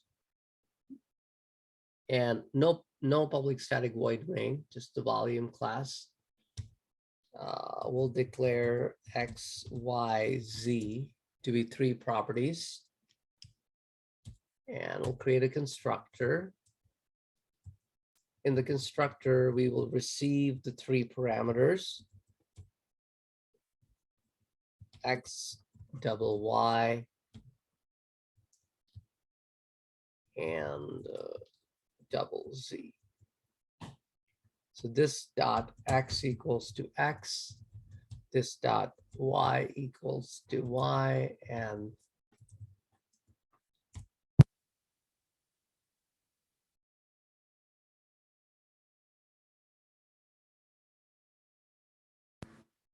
okay, so that's the constructor. Now let me create a nested inner class called measurement.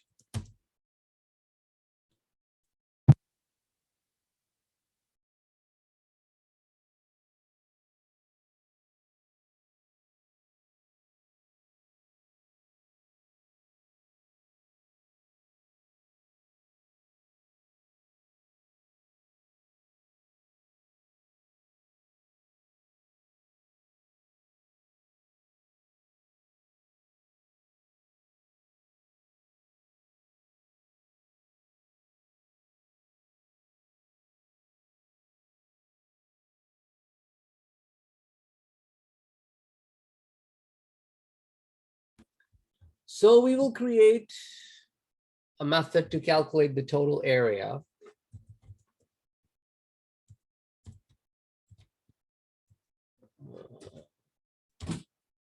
So we have double I, double J,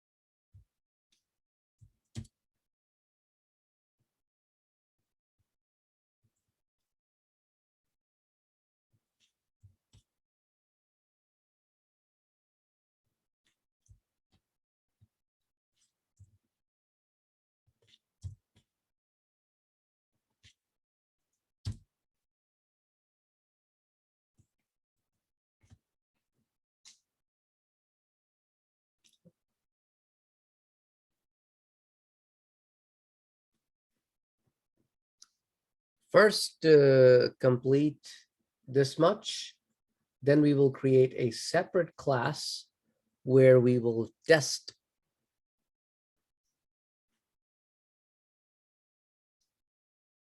And give me a check whenever you guys are done coding this class.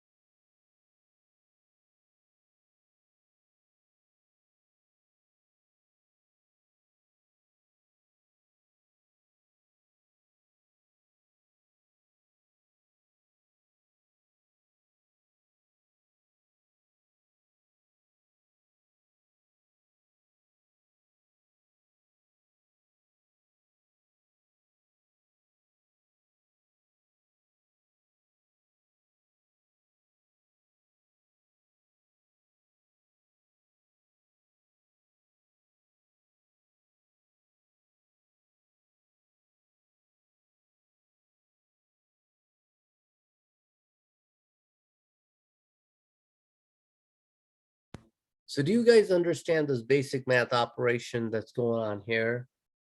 The area and the volume. So basically the inner class is utilizing the non-static variables of the outer class.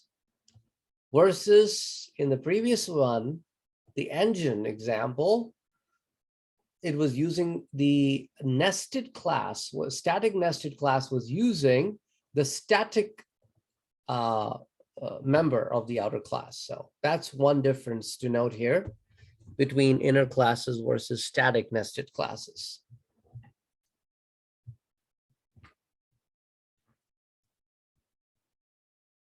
Okay.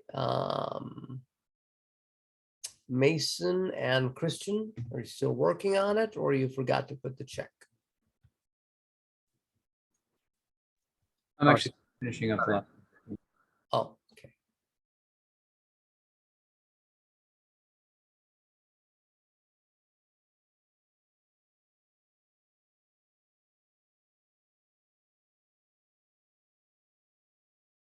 Okay.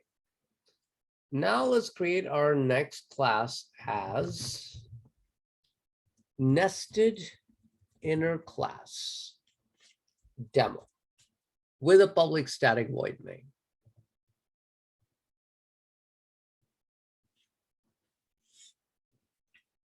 So we will first of all create an object of volume type. And the constructor of the volume class, if you remember, takes 3 parameters. What we got to pass here. So let's say the volume is 30, 15.5, and 18.9. So that satisfies that condition. Okay. Now we will create, using the volume object, we will create the measurement object. And notice the syntax is very different here.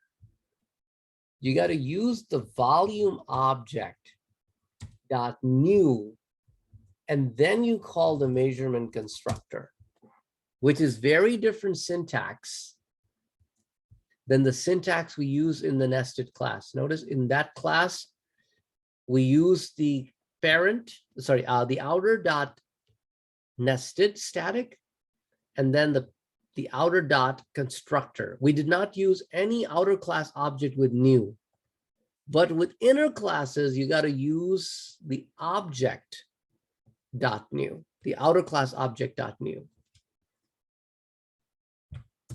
And now after you are done creating that inner class object, then you can use that inner class object to call total area. And then you will use volume object dot x, oops, and volume object dot y.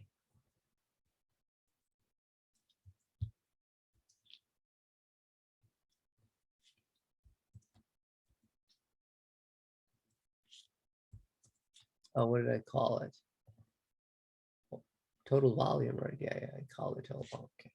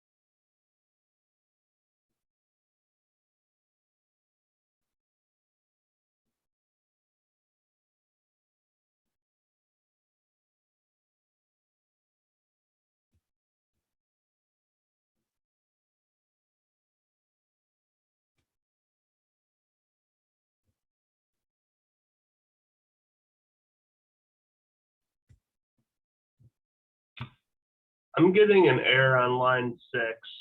The volume dot measurement is airing out saying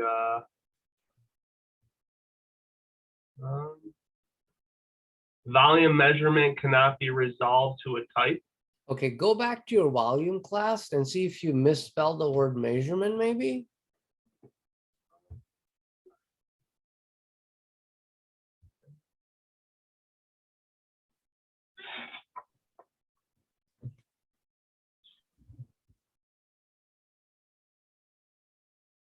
No, No?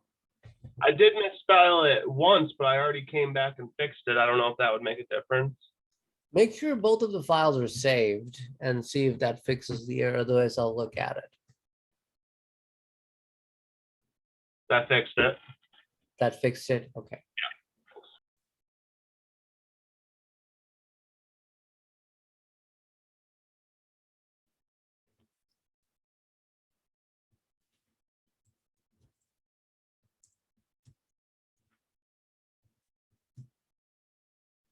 Everybody get to see the output, right? So this is basically the last topic in chapter 4 that talks about the static and the non-static member classes. This week's homework assignment is a bit different. I don't know if you had a chance to look at the homework assignment for this week yet.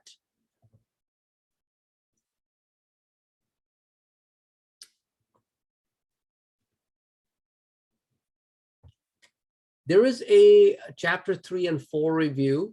Let me change the date. I probably should have put the correct date here. It's the 1st. Let's do by the 8th.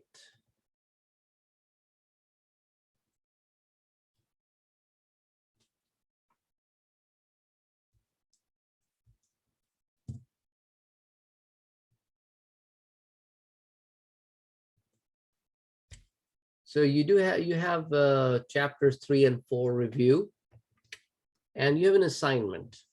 In this assignment, I'm solving a problem in 8 steps. So this is a video. It's an 8-step video. So you will do all 8 steps, but you do not need to turn in all 8 steps as individual files. Whatever will be your resulting document after the 8th step is what you will turn in. Okay. Only turn in the final version of the code. Okay. Okay. Sounds good. Cool. Any question before we take off for tonight? How was the class? Lots of Once I information. learned stuff, Okay. trip Cool. down memory lane. Yeah, just go over the material. And next week, probably maybe a little bit easier because we'll be going into if conditions. And we will then try to link the if conditions with the chapters 3 and 4.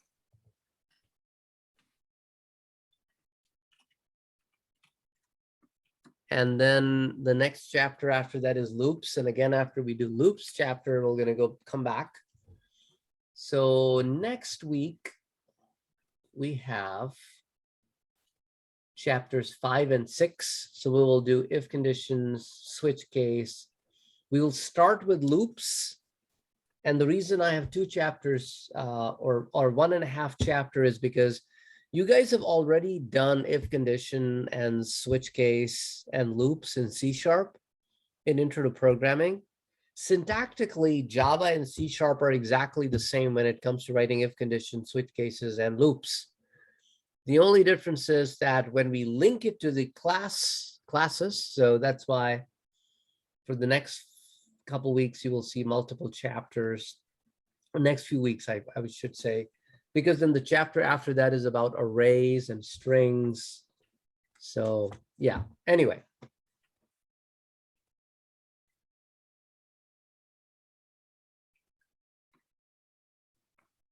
So you spent an extra hour, Jordan, yesterday? Yeah. trying to get caught up, or you were completing in-class activities? In class activities. Okay. Cool. Well, I'll see you guys later this week, or like tomorrow, or next week. Have a good week.